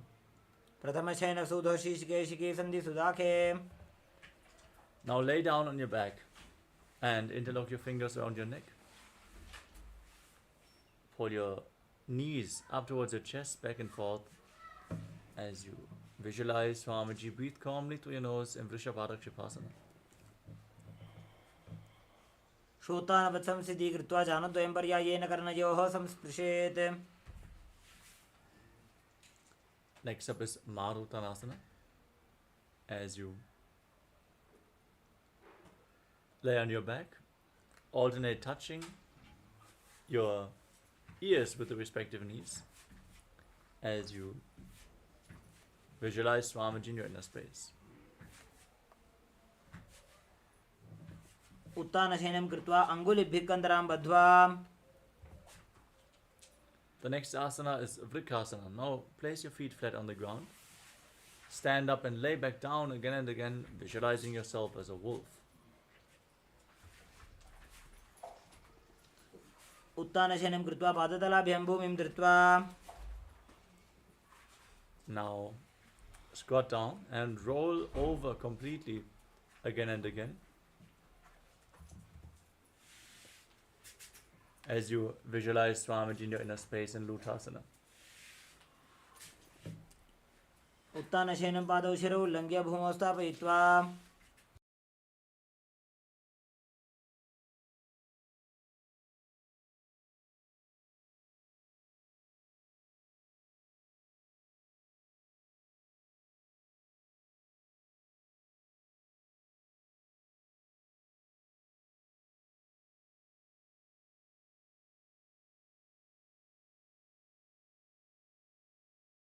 Now lay down on your stomach and keep the hands by the side of your shoulders. Contract your lips, make a whistling sound like a flute on the inhalation.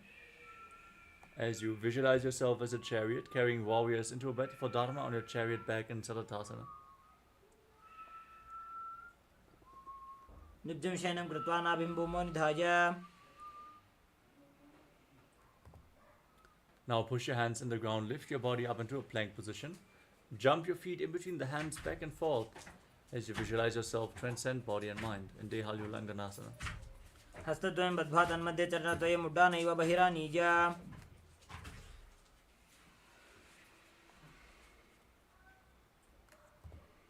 Next up is Jatyasana.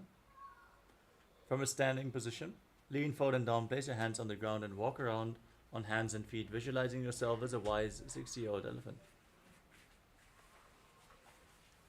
अथ जात्यासनं वक्ष्ये येन जातिस्मरो भवेत्. Next up is Lolitika Karana. Now stand in Adimandi posture, heels together, toes pointing outwards and knees bent. Bring your hands to the shoulder level. Lean your head back, open up your chest and move your arms around the body and your head in all directions.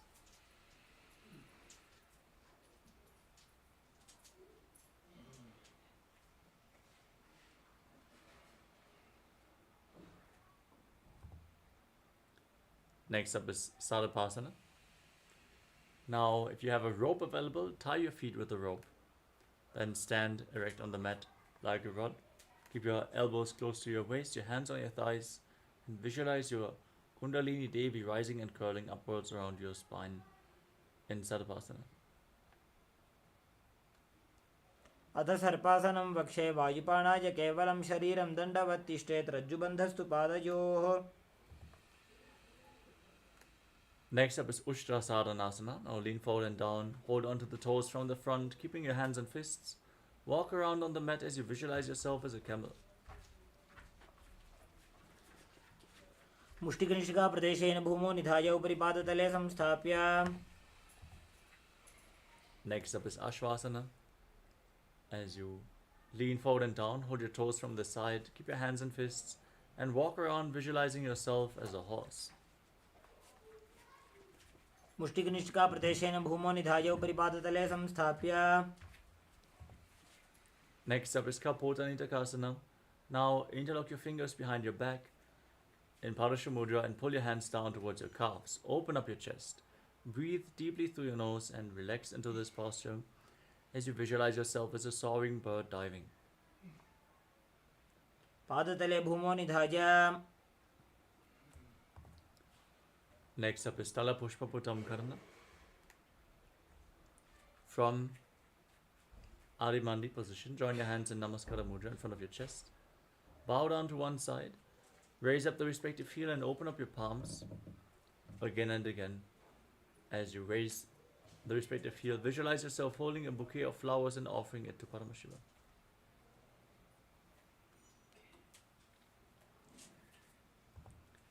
The next asana is Khadgasana. Now, stand on the mat, gaze to your nose and visualize yourself as a rhinoceros. Then lay down on your stomach. Jump your feet back up towards your hands and stand with your hands extended away from the body in Namaskara Mudra, resembling the horn of the rhinoceros. आसन कृत्वा पादतलाभ्यां भूमिं धृत्वा. Next up is the Uttanottanam. Now, hold on to weights, sit down and stand back up again and again as you visualize Swamiji in your inner space and gaze to the tip of your nose. पुनः पुनः उत्थातव्यं सितव्यम् इति उत्थानोत्थानं भवति. Next up is Musalasana. Now, raise your arms up above your head and jump repeatedly, visualizing yourself as a mace. सरलं स्थित्वा ऊर्ध्वं बाहु नजेत्. Next up is Utshirshakasana. Hold a foot with both hands and pull it towards your chest. Sit down and stand back up with the other leg. Alternate on both sides. Gaze to your nose and visualize Swamiji. एकैकं पादतलं कुक्षौ निधाय.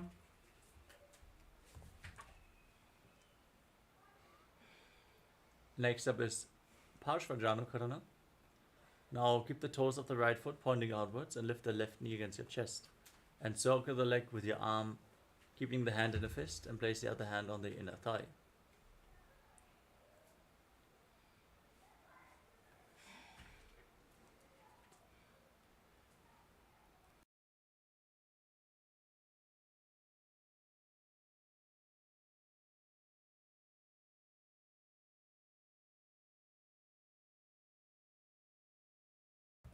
The next asana is Tandavasana. Hold on to weights, extend your arms and the left leg forward. Sit down and stand back up, visualizing yourself fiercely dancing as Lord Shiva in Tandavasana. एकेन पादेन स्थातव्यं ताण्डवासनं भवति. Next up is Brahmanasana.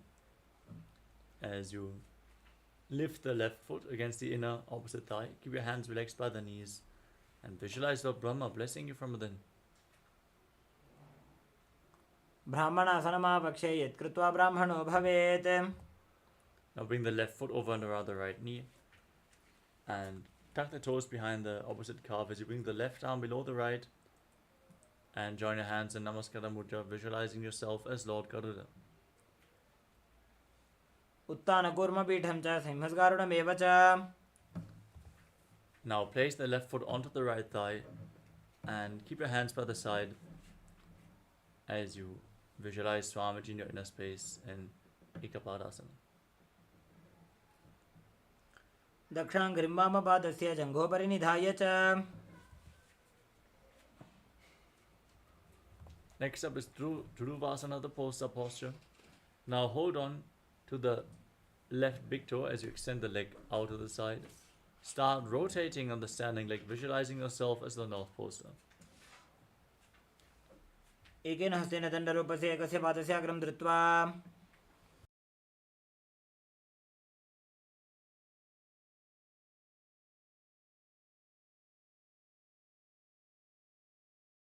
Next up is Trivikramasana. Now lift the left leg behind your neck. Stand tall, sit down, stand back up, perform the 3 steps of Lord Vishnu as you visualize Lord Vishnu blessing you from within.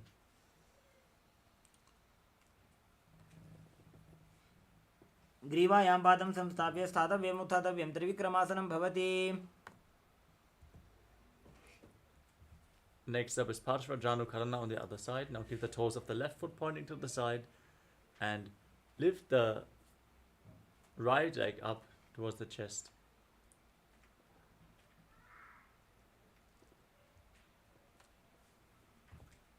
Now extend the right leg and your arms. Sit down and stand back up. Visualize yourself dancing as Lord Shiva in Tandavasana. एकेन पादेन स्थातव्यं ताण्डवासनं भवति. Now repeat Brahmanasana. Lift the right foot against the inner opposite thigh with the hands by the knees. Visualize Lord Brahma blessing you from within in Brahmanasana. ब्राह्मणासनमावक्ष्य यत्कृत्वा ब्राह्मणो भवेत्. Next up is Garudasana 3. Bring the right foot over and around the left knee. Tuck the toes behind. Bring the right arm below the left and join your hands in Namaskara Mudra. Visualizing yourself as Lord Garuda. उत्तानकूर्मपीठं च सिंहस्गारुडमेव च. Now bring the right foot on top of the left thigh. Keep your hands by the side and visualize Swamiji in your inner space. दक्षाङ्घ्रिं वामपादस्य जङ्घोपरि निधाय च. Now repeat Dhiruvasana, the pose, the posture on the other side. Hold on to the right big toe and Prana Mudra. Extend the leg out to the side as you rotate quickly on the standing leg, visualizing yourself as the North Poster. एकेन हस्तेन दण्डरूपस्य एकस्य पादस्य अग्रं धृत्वा. Now repeat Trivikramasana. Lift the right leg behind your neck. Stand tall on the mat. Hold on. Extend your legs, your arms out to the side. And sit down and stand back up, visualizing Lord Vishnu. ग्रीवायां पादं संस्थाप्य स्थातव्यम् उत्थातव्यं त्रिविक्रमासनं भवति.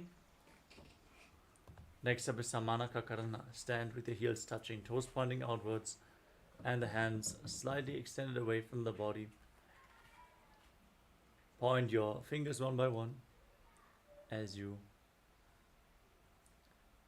breathe calmly. Relax from this intense sequence of asanas in Samanaka Karana.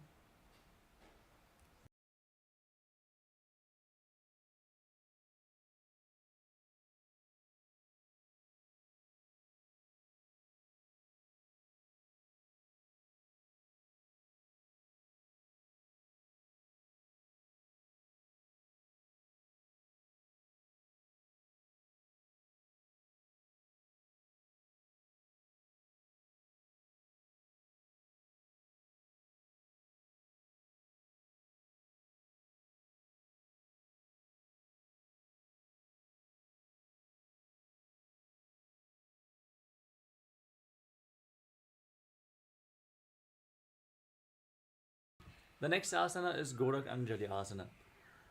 Now squat down and bring your hands from the outside in between the legs. Interlock your fingers in front of your navel in Parashu Mudra. Visualize the great sage Goraknath, the founder of the Natha Yoga Hindu Sampradaya. As you breathe in Jivachala Kumbhaka, inhale deeply, hold your breath and move the prana freely within your body by the force of your will. प्रथमैभो हो ये बाहुरी नीचो पुनिहो वे. As you squat down, interlock your fingers around your lower back and visualize Swamiji in Kanchi Asana. ऊर्ध्वमध्याधस्थो निवेशय नितमं धृत्वा. Now bring your heels together, close towards your perineum, and interlock your fingers around your lower back as you gaze to your navel and visualize Bhagavan Kala Bhairava, the Lord of Time in Bhairava Asana. दो बगा की थलिया की माहिली को और मिलाई. Next up is Varahasana. Now keep the heels together, toes pointing outwards, and bring your hands behind your head in Anjali Mudra, fingers pointing down, back straight, gaze to the nose, visualize yourself as Varaha, the boar avatar of Lord Vishnu in Varahasana. पाकथली की माहिली core मिलाई फना पानी उकड़ मोड़ वैसे. Next up is Prapitasana. Now hold on to the big toes in Prana Mudra and raise your hips to the same level as your knees as you visualize Swamiji in your inner space. पार्श्वद्वये सम्मील्य स्थित्वा नितमं दानप्रदेश आनीय. Now lean forward, place your hands on the ground, shoulder width apart. Bring your knees onto your arms towards your armpits. lean forward, lift your feet off the mat and visualize yourself as a crow in Bakasana. हस्ताभ्यामनिमवष्टभ्याम्. Next up is Sushtanga Kapaliyasana. Now, with your hands flat on the ground, place your head on the mat. Raise your hips up above the shoulder level and lift your knees up, straighten your legs and then cross them into Padmasana. Visualize Swamiji in your inner space, gaze to the tip of the nose and keep breathing in Jivachala Kumbhaka in Sushtanga Kapaliyasana. आसन Kogan कपाल आछो होई. Gently lower your legs down. Come to a kneeling posture with the heels outside the hips, toes touching behind. Place your hands on the knees, gaze to the nose, and visualize you are sitting in the secret seat with Paramashiva and Guru in Guptasana. जानोर्गोरन्तरे पादौ कृत्वा पादौ च गोपयेत्.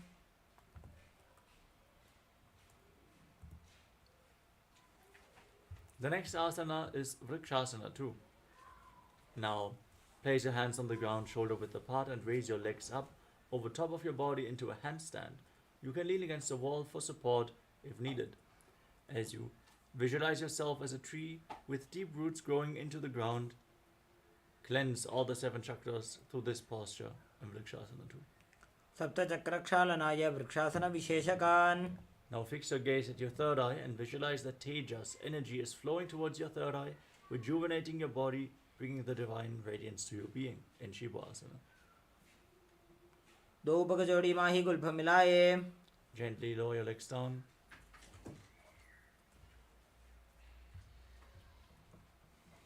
And now place your hands flat on the mat.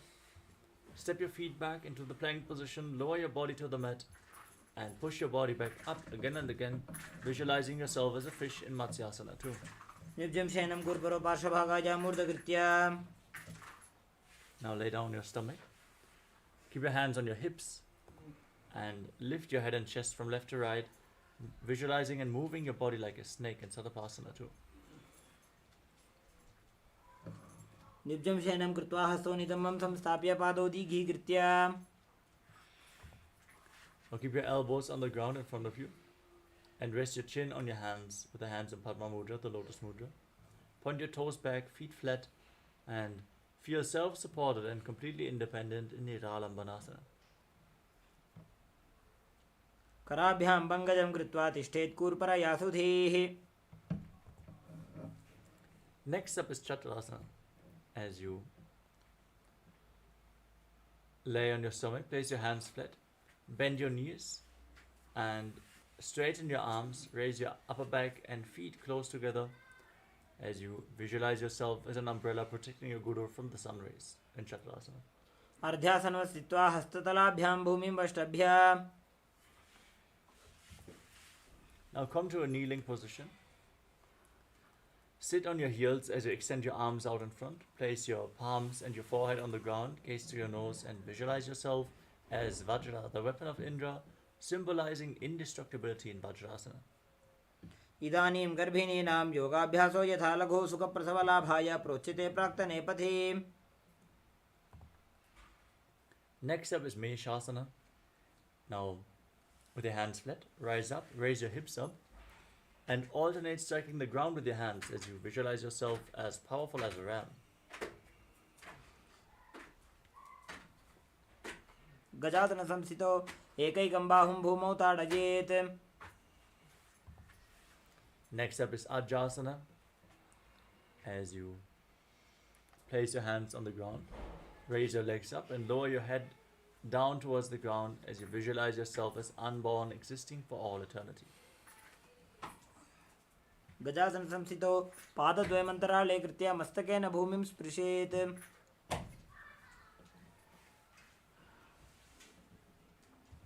Now come to a kneeling posture. Hold on to the toes and pull them towards your perineum.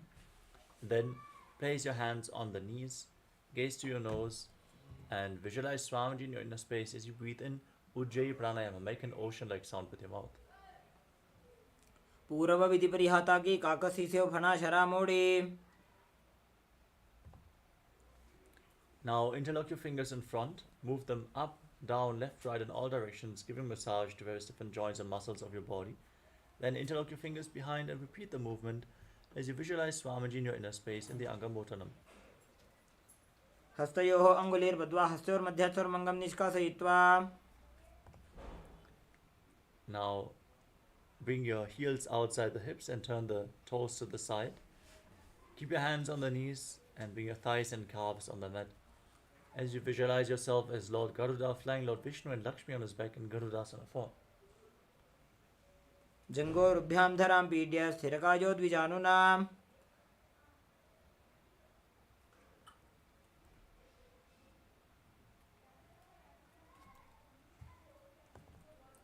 Next up is Ananda Mandirasana. As you bring the soles of the feet together and sit on your heels, hold onto your ankles, and then push the front of your buttocks on the ground. Gaze up towards your third eye and visualize yourself residing in the blissful space of a temple in Ananda Mandirasana. अथ पक्षे वीरनाथ आनन्दमन्दिरासनम्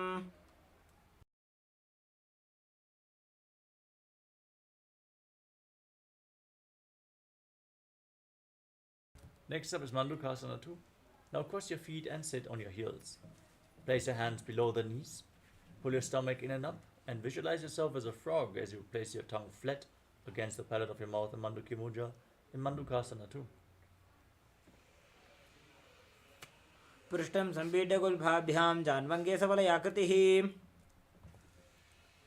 Now tuck the toes and sit on your heels as you place your palms flat on the ground. Bring the thumbs together, gaze to your nose and stick your tongue out. Exhale forcefully through your nose again and again as you visualize yourself as Lord Narasimha, the Lion Man avatar of Lord Vishnu in Narasimhasana. दो फणा पानी होय वैसे AD Mailer गुदानी वैसे Next up is Vishlakasana.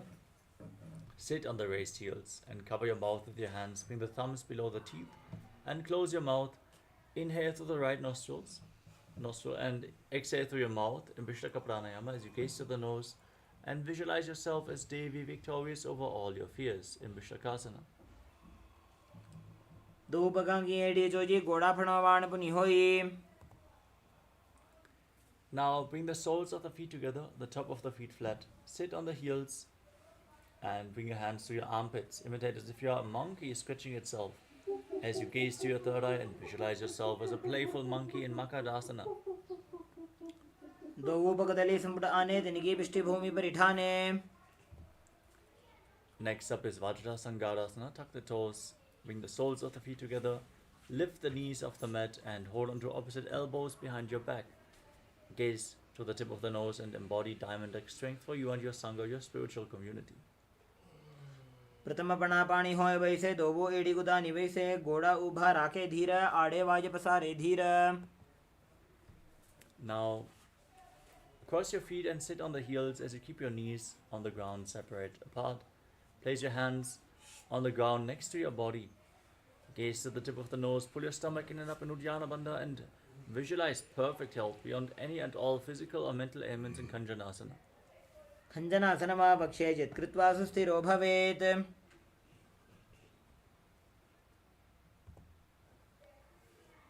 Next up is Kurmasana.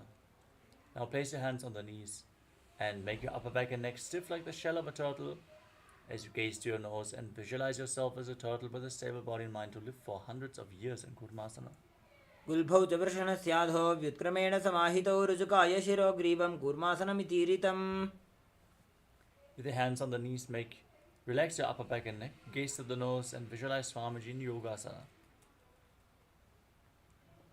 गुदं नियम्य गुल्फाभ्यां व्युत्क्रमेण समाहितः Now rise up onto your knees and bring the toes near the opposite knees as you cross the feet behind. Bring your fingers in between the thighs and calves. Keep your thumbs outside as you gaze up towards your third eye and visualize a space of eternal oneness Advaita with your Guru in Vijagasana. गोड़ा वामो उभौ होयि गोड़ा आड़ा राखे दोयि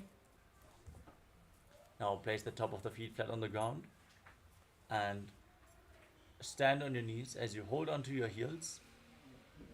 In Ushtasana 2, push your hips forward, lean back, tilt your head back, open up your hips as you visualize yourself as a camel. मेरुदण्डग्रन्थिदाढ्य सम्पिपादयिषु पुमान्. Now lean back and bring your elbows and the back of your head on the mat as you gaze to the tip of the nose and visualize yourself as a lotus blooming in Jatyasana too. दोवो एटी संपुट करे 16 मूलद्वारी तरि धरे.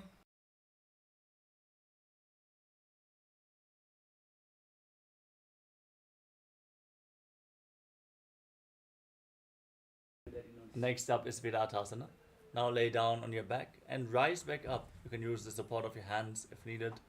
Gaze to the nose and visualize the healing and liberation of all causal, subtle forms of your body in Viratasana. जङ्घापृष्ठे भूमौ निधाय जङ्घोदरयोः उरुनि संस्थाप्य. Next up is Kapotasana. Now lean back all the way. Bring your hands over top of your shoulders and reach for your feet as you bring your head in between the heels. Visualize yourself as a beautiful dove in Kapotasana. मेरुदण्डग्रन्थिदाढ्य सम्पिपादयिषु पुमान्. Now rise back up, stand on your knees and hold on to opposite arms as you keep the toes tucked behind. Internally chant Om Nityananda Paramashivoham and visualize Paramashiva in your inner space as this is the boon fulfilling posture. Receive your boon from Paramashiva in Varasana. जानुनी भूमौ संस्थाप्य हस्ताभ्यां बाहु परस्परं धृत्वा. Now sit down on the raised heels and place your forearms on the ground. Rest your head on your hands as you visualize yourself as Varaha, the boar avatar of Lord Vishnu in Varahasana too. सूर्यं चन्द्रं भेदनानि आसनानि निकथ्यते. We move on to another inverted posture. Place your forearms on the ground, elbows shoulder width apart. Interlock your fingers, rest your head on the mat and support it with your hands. Raise your hips, walk your feet forward, align hips and shoulders and raise your legs up straight. Gaze to the tip of the nose, breathe calmly in Sahajra Kumbhaka and visualize yourself as a lop tree in Mundasana. अधो मुण्डासनं वक्षे सर्वेषां प्राणिनां सुखम्. Lower your legs down, come to a kneeling posture and separate your knees as you bring your head in between the legs. Hold onto your head with your hands, elbows outside the knees. Gaze to your nose as you visualize Swamiji. Inhale and exhale.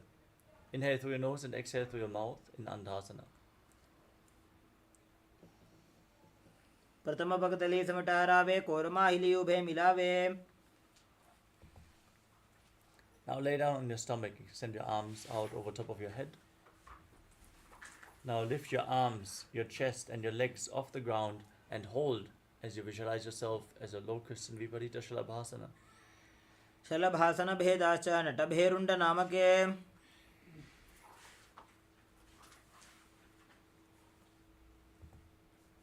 The next asana is Kapalasana. Place your hands next to your hips and bring your forehead on the ground.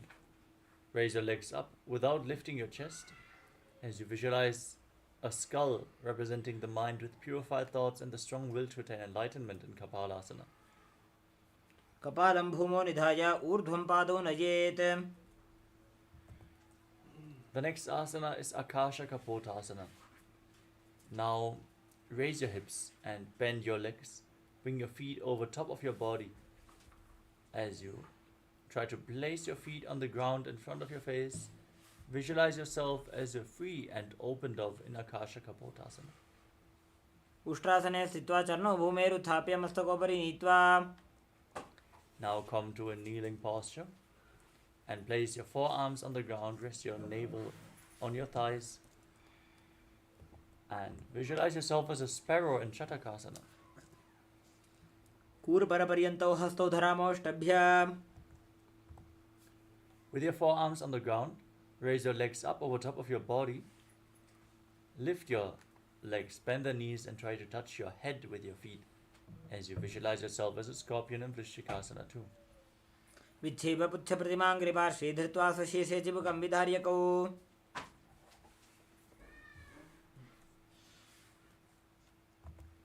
The next asana is Vrishasana too. Now sit on the right heel and keep the left foot outside the hip with the toes pointing to the side, hands in front of your knees. Visualize yourself as a bull in Vrishasana. यामगुल्फे पादमूले वामभागे पदेतरम्. Now, with your hands on the ground in front of your knees, lift your legs up and cross the toes of the left foot over the right as you visualize Swamiji in Lolasana. लोलासनं सदा कुर्यात् वायुलोलापघातनात्. Now sit down on the left heel and keep the right foot outside the hip, hands on the ground in front of your knees. Forcefully inhale through your nose and hold your breath for a short while. Then slowly exhale again through the nose as you visualize yourself as a bull in Vrishasana. यामगुल्फे पादमूले वामभागे पदेतरम्.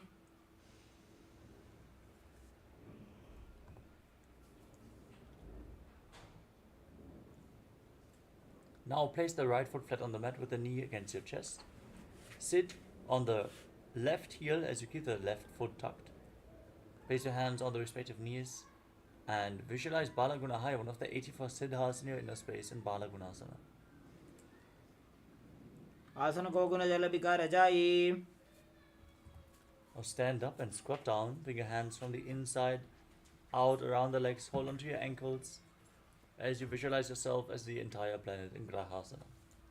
पादतले भूमौ निधाय जानुनिवृत्ति निधाय. Now keep the left foot flat and sit on the right heel as you keep your hands on the knees. Visualize Balagunahaya, one of the 84 siddhas in Balagunasana. आसन को गुण जल विकार जाई. Now sit on the heels with the toes tucked and step both feet in. Bring the knees together, hands on the knees. Hold on to weights to intensify this asana as you visualize Swamiji in Utkatasana. युजास् पिजोस्ति यत ऊर्वजानो यत्रासने पादतलद्वयोपरि. Now bring the soles of the feet together and separate your knees. Hold on to opposite elbows behind your back as you visualize Swamiji in Vajrasangarasana too. प्रथम पणा पाणी होय जैसे दोवु एड़ी गुदानी वैसे.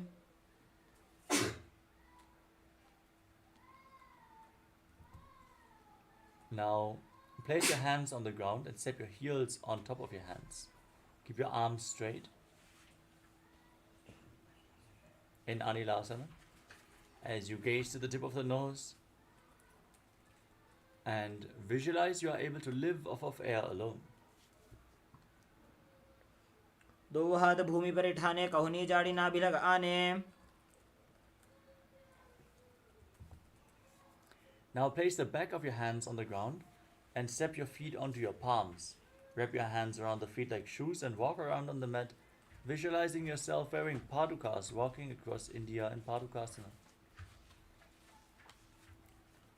हस्ततलयोः पादतले कृत्वा तिष्ठेत् गच्छेत् पादुकासनं भवति.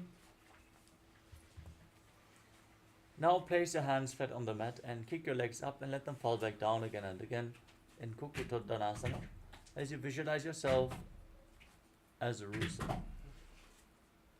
हस्ततले भूमौ कृत्वा पादतले चोर्दमुड्डानं कृत्वा. Next up is Viparita Nrityasana. With your hands on the ground, raise your legs up over top of your body and dance around on two hands. Feel yourself become free of all inhibitions. हस्ततलाभ्यां भूमिमष्टभ्याम्.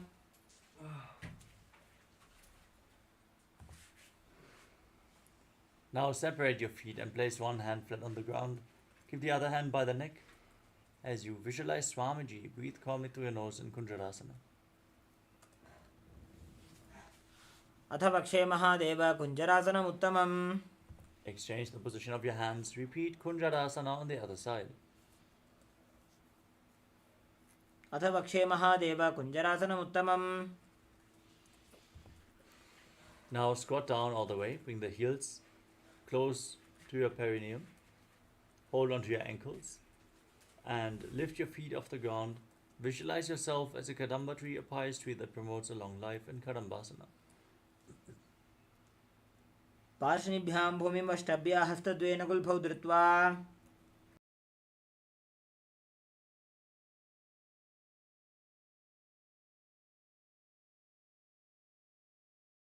Now place your feet flat on the ground and pull your knees towards your chest with your hands.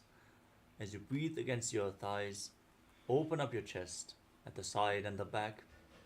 Feel the extension of your chest as you breathe deeply through your nose, and visualize that any excess vata is being balanced or released from your system in Pavana Muktasana.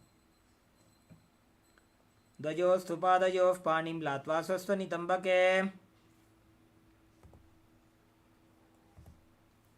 The next asana is Chakodasana. Now lift one leg behind your head, keep your hands at the side for balance, and extend the opposite leg forward. Now lift your body off the ground as you gaze to your third eye and visualize yourself as a powerful source of energy in Chakodasana. पूर्वदानं चतुष्पादपीठं वज्रासनं तथा. Now hook your fingers around the big toes. Keep the left leg extended as you pull the right elbow back as if you're pulling a bowstring, visualizing yourself as a bow in Dhanurasana 2. पादाङ्गुष्ठौ तु पाणिभ्यां गृहीत्वा श्रवणावधि. Now bring the right leg over your shoulder and hook the left foot on top of the right foot. Extend your legs out to the side as you balance on your arms, visualizing yourself as a flying crane in Ashtavakrasana. वासिष्ठमथ कौण्डिन्यम् ऊर्ध्वकुक्कुटमेव च. Place the right foot flat on the mat and bring the left foot on top of the right thigh, your right shoulder underneath the raised knee.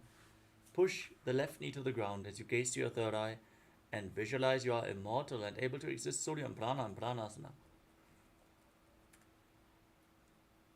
एतत् प्रभेदं वक्ष्यामि करोति यः स चामरः. Now bring the left foot outside the right hip and set the right foot over the left knee. Bring the left elbow over and below the right leg as you interlock your fingers behind your back. Gaze to your third eye and visualize Sage Matsindanatha, the master of Hatha Yoga, in Parshvamatsindasana. पार्श्वाभ्यां धृत्यते यास्तु पार्श्वमत्सेन्द्रमुत्तमम्. Now repeat Chakodasana on the other side. Lift the other leg behind your neck. Keep your hands at the side. Lift your entire body off the ground as you gaze up and visualize yourself as a powerful source of energy. पूर्वदानं चतुष्पादपीठं वज्रासनं तथा. Now catch a hold of the big toes and lift the other foot towards your ear as you visualize yourself as a bow in Dhanurasana 2 on the other side. पादाङ्गुष्ठौ तु पाणिभ्यां गृहीत्वा श्रवणावधि. Now lift the left leg over the shoulder and hook the right foot on top of the left. Extend your legs out to the side. Lean forward and balance on your arms as you visualize yourself as a flying crane in Ashtavakrasana.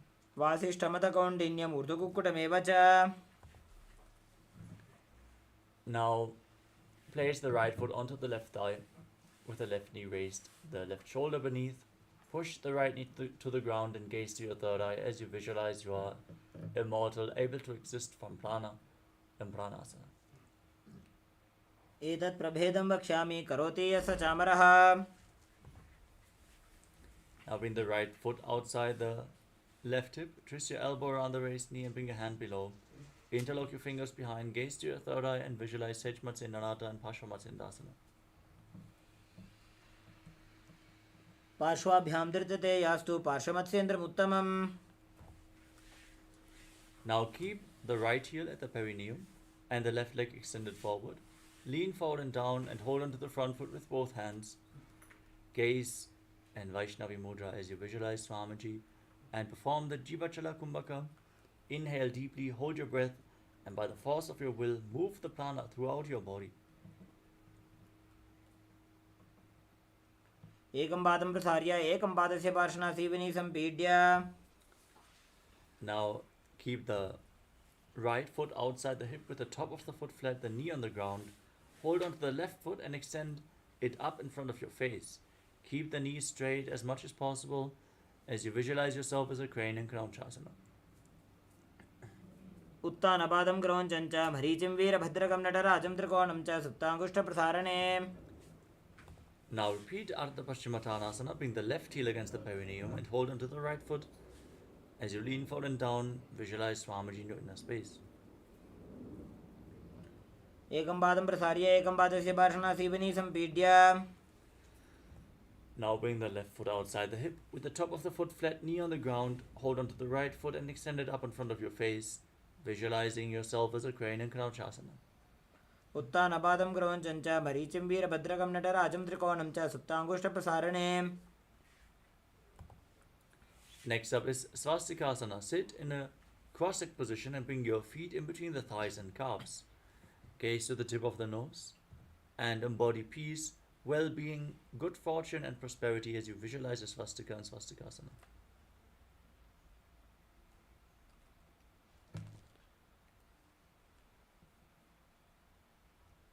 जानुर्वोरन्तरे सम्यक् कृत्वा पादतले उभे. Now maintain your legs in the same position but cover your heels with your hands. Gaze to the tip of the nose and lock your chin to the chest in Jalandhara Bandha. Visualize the great sage Goraknath, the founder of the Natha Yoga Hindu Sampradaya in Gorakshasana. जानुर्वोरन्तरे पादौ उत्तानो व्यक्तसंस्थितौ. Now place the right foot onto the left thigh and the left foot against the perineum. As you gaze to your third eye, visualize Swamiji. Meditate on Arihanta, the Enlightened One, the Lord, the Avatar. As you get ready to enter Shanmukhi Mudra, inhale all the way and hold your breath. Lock your mouth with the little and ring fingers, the nostrils with the middle fingers, eyes with your index fingers, and your ears with your thumbs in Shanmukhi Mudra. वामपार्श्वं गुदं संस्थाप्य दक्षाङ्घ्रिवामजघने. Next up is Yogasana 2. As you place your feet onto opposite knees, place your hands on the ground next to your body, palms facing up, gaze to your nose and visualize Swamiji as you keep your mouth in the shape of the beak of a crow, and inhale through your mouth, exhale through your nose in Kakashantra Kumbhaka. उत्तानोच्चरणं कृत्वा संस्थाप्योपरि जानुनोः. Now rotate your hands, place your palms on the ground and lift your entire body off the mat. Pull your knees up towards your chest as you balance on your arms. Visualize yourself as a rooster in Urdhva Kukutasana. वासिष्ठमथ कौण्डिन्यं ऊर्ध्वकुक्कुटमेव च.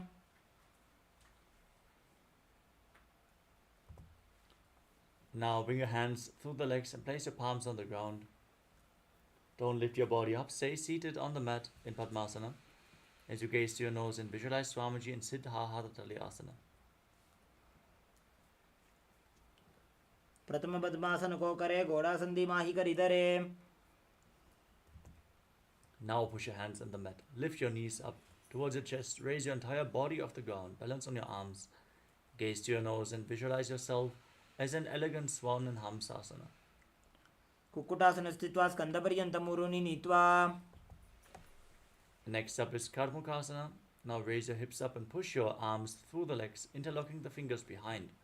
As you lean forward and down, placing your forehead on the ground, visualize yourself as Pinaka, Lord Shiva's bow in Karmukasana. प्रथम पद्मासन को करे घोड़ासंधि माही कर इधरे. Next up is Kurmasana 2. As you sit with your knees raised, the legs in Padmasana, bring your hands through the legs and bend your elbows up to hold onto the respective shoulders with your hands, visualizing yourself as a turtle with a stable body and mind to live for centuries in Kurmasana 2. By जंग परे दक्षिण पावा दाई जंग परि by ल्यावा. Now tuck your chin to the chest, gaze to your nose, and rejoice knowing you're sitting in Shiva's secret knot posture, Granthi Vedasana. अथ पक्षे नीलकण्ठ ग्रन्थिभेदासनं शुभम्. Now roll onto your back. Keep holding onto the shoulders as you gaze to your nose and embody a turtle laying on its back in Uttana Kurmasana. कुक्कुटासनबन्धस्थं कराभ्यां धृतकन्धरं पीठं कूर्मवदुत्तानमेतदुत्तानकूर्मकम्. Next up is Pangu Kukkutasana. As you sit in Padmasana, with your hands through the legs, place one palm on the ground and hold its wrist. Lift your entire body up off the ground on one arm. As you balance on your arm, visualize yourself as a rooster. कुक्कुटासने स्थित्वा एकेन हस्तेन अन्यस्य मणिबन्धं धृत्वा Now exchange the position of your hands. Place the other palm on the mat. Hold its wrist and lift your body up as you visualize yourself as a rooster, and Pangu Kukkutasana on the other side.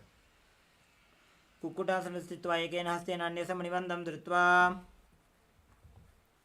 The next asana is Kritasana.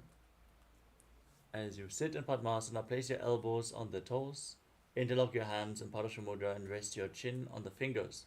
Press your thumbs against your throat. As you visualize, you have gone beyond all greed and covetous, still breathing through your mouth in Kakachantra Kumbhaka in Kritasana. जानूर्वोरन्तरे पादौ उत्तानो व्यक्तसंस्थितौ गुल्भौ छाच्छाद्य हस्ताभ्याम् उत्तानाभ्यां प्रयत्नतः. Now place your hands on top of each other with the palms facing up. Rest your hands in your lap. Sit in a meditative space. Gaze at the tip of your nose in Shambhavi Mudra, eyes open wide, unblinking. Focus on your inner space. As you engage all three bandhas, Mahamudra Bandha, forcefully push the energy upwards within your body. As you visualize Swamiji in your inner space in Padmasana 3.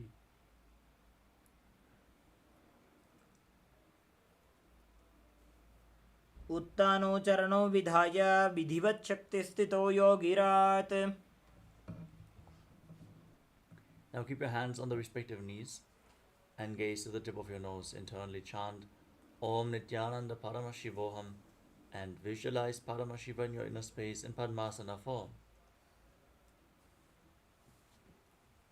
एतत् पद्मासनं कुर्यात् प्राणवायुप्रसिद्धये शुभासनं सदा ध्यायेत् पूरयित्वा पुनः पुनः. Next up is Karmukasana 2. Now keep your left hand on the knee and hold on to the big toe of the right with the right hand in Prana Mudra.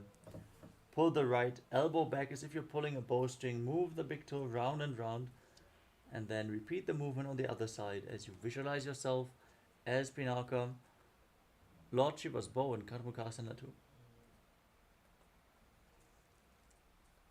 अथान्यासनमावक्षे योगपूरकरक्षणात् कृत्वा पद्मासनं पाद अङ्गुष्ठजङ्घयोस्थितम्. Now pull your feet in closer as you get ready for Karmukasana 3.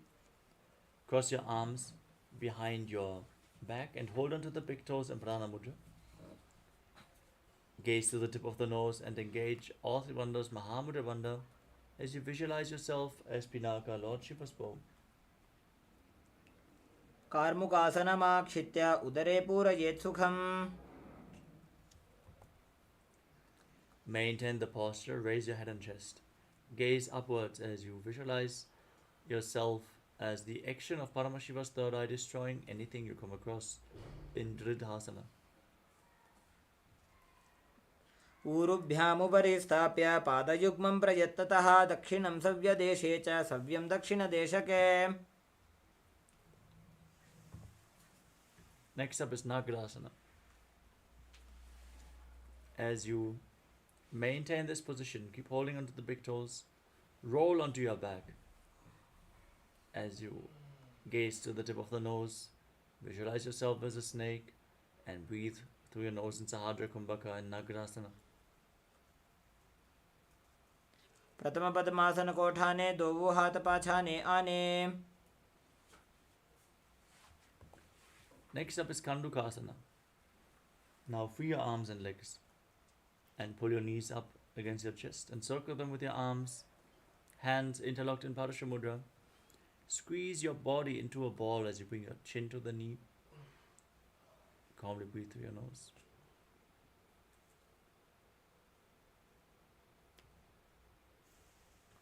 वेत्रासने स्थित्वा हस्तपादानि निष्कुष्य ऊर्ध्वं नयेत्.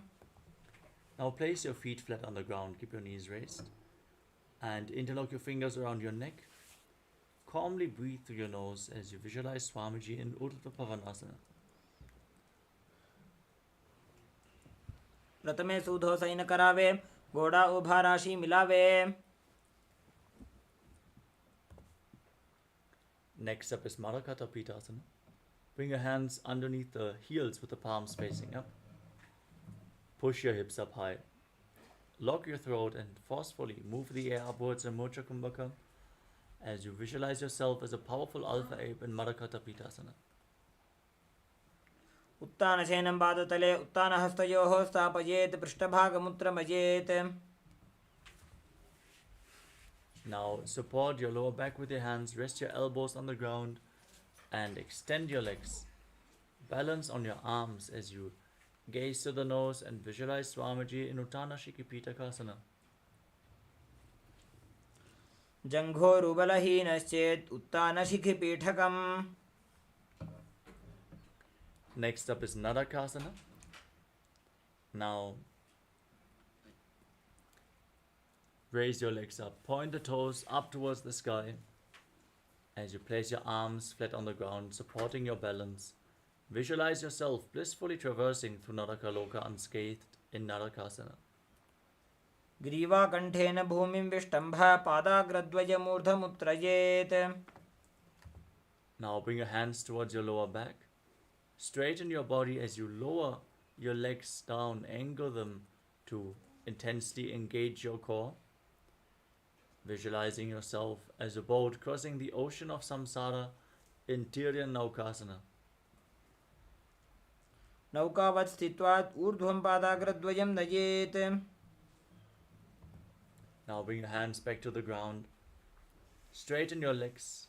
Be completely stable, sturdy as a flagpole as you visualize yourself as the KAILASA flag respected across all nations in the Vajrasana. तिर्यन्नौकावते ग्रीवापृष्ठगोर्परैः भूमिं वष्टभ्य। Now lay down flat on your back for the final asana of the sequence, Mritasana. Keep your hands relaxed at the side, palms facing up. Breathe deeply and calmly as you pull the Kundalini Shakti up along your spine.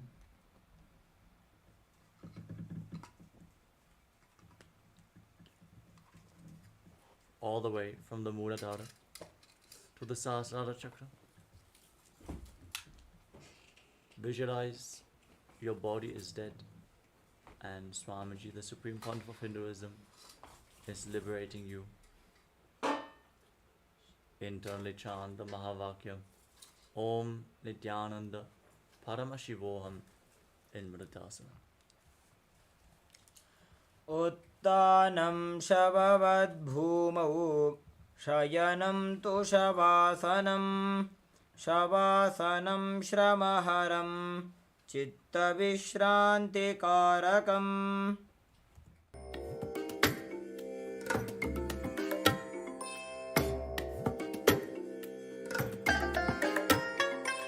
I bless you all. Let you all open all your three eyes and manifest the powers of Mahasudashiva. Om Nithyananda Paramashivoham. Om Nithyananda Paramashivoham. Om Nithyananda Paramashivoham. Om Nithyananda Paramashivoham. Om Nithyananda Paramashivoham. Om Nithyananda Paramashivoham. Om Nithyananda Paramashivoham. Om Nithyananda Paramashivoham. Om Nithyananda Paramashivoham. Om Nithyananda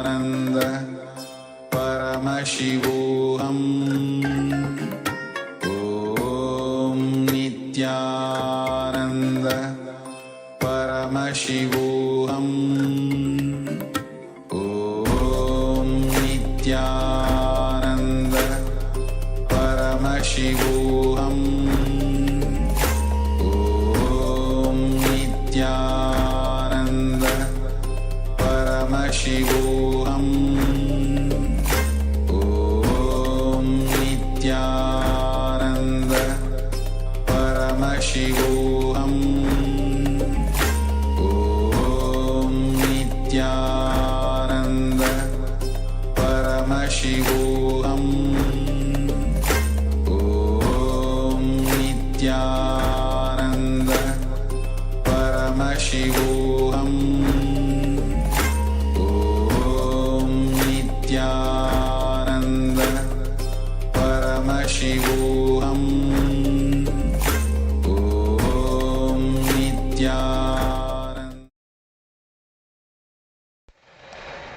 Nityananda and welcome. We welcome all the Paramashivoham Level 2 participants to the program. After we have all completed the intense Dvitiya Vinyasa Krama, the 308 asana sequence revived and revealed by the Supreme Pontiff of Hinduism, we are now ready and energized to manifest the powers of Paramashiva. So now I request all the participants to turn on your cameras and have an eye band, be seated with an eye band, so that as we manifest this power, we are going to be in this blindfold reading, we are going to be tying our eyes. So make sure that you have an eye band and are seated. Also, please make sure that you have a piece of pen and paper to write down the different revelations that you receive while you manifest the power. So with this, let us now enter the first understanding, which is the Shastra Pramana. The Pramanas, or the evidences, or you can also call them the techniques and the methodologies that our ancient masters and the Supreme Pontiff of Hinduism has used to manifest this very power. That is the Pramanas. So let us now understand about the Pramanas as we hear the Shastra Pramana from the Vijnana Bhairava Tantra. The Vijnana Bhairava Tantra is a beautiful scripture where Paramashiva himself reveals to Devi Paramashiva Shakti about the science of third eye reading and many other powers in this Vijnana Bhairava Tantra. So let us all first listen to this beautiful Pramana and then move into the power manifestation itself.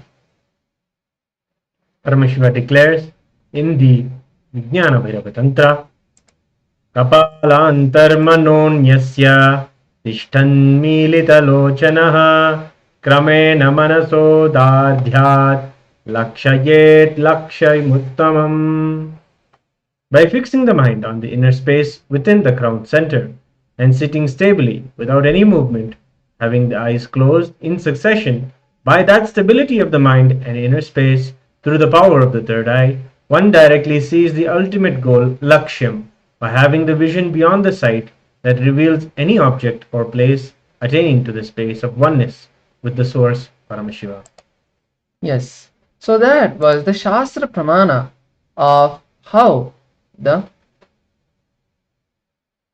is the technology, that is the methodology that Paramashiva reveals in the Shastra Pramana to manifest the power of third eye reading. So now, with this understanding, let us all enter the power manifestation. So please blindfold your eyes now. I request all the participants to blindfold your eyes.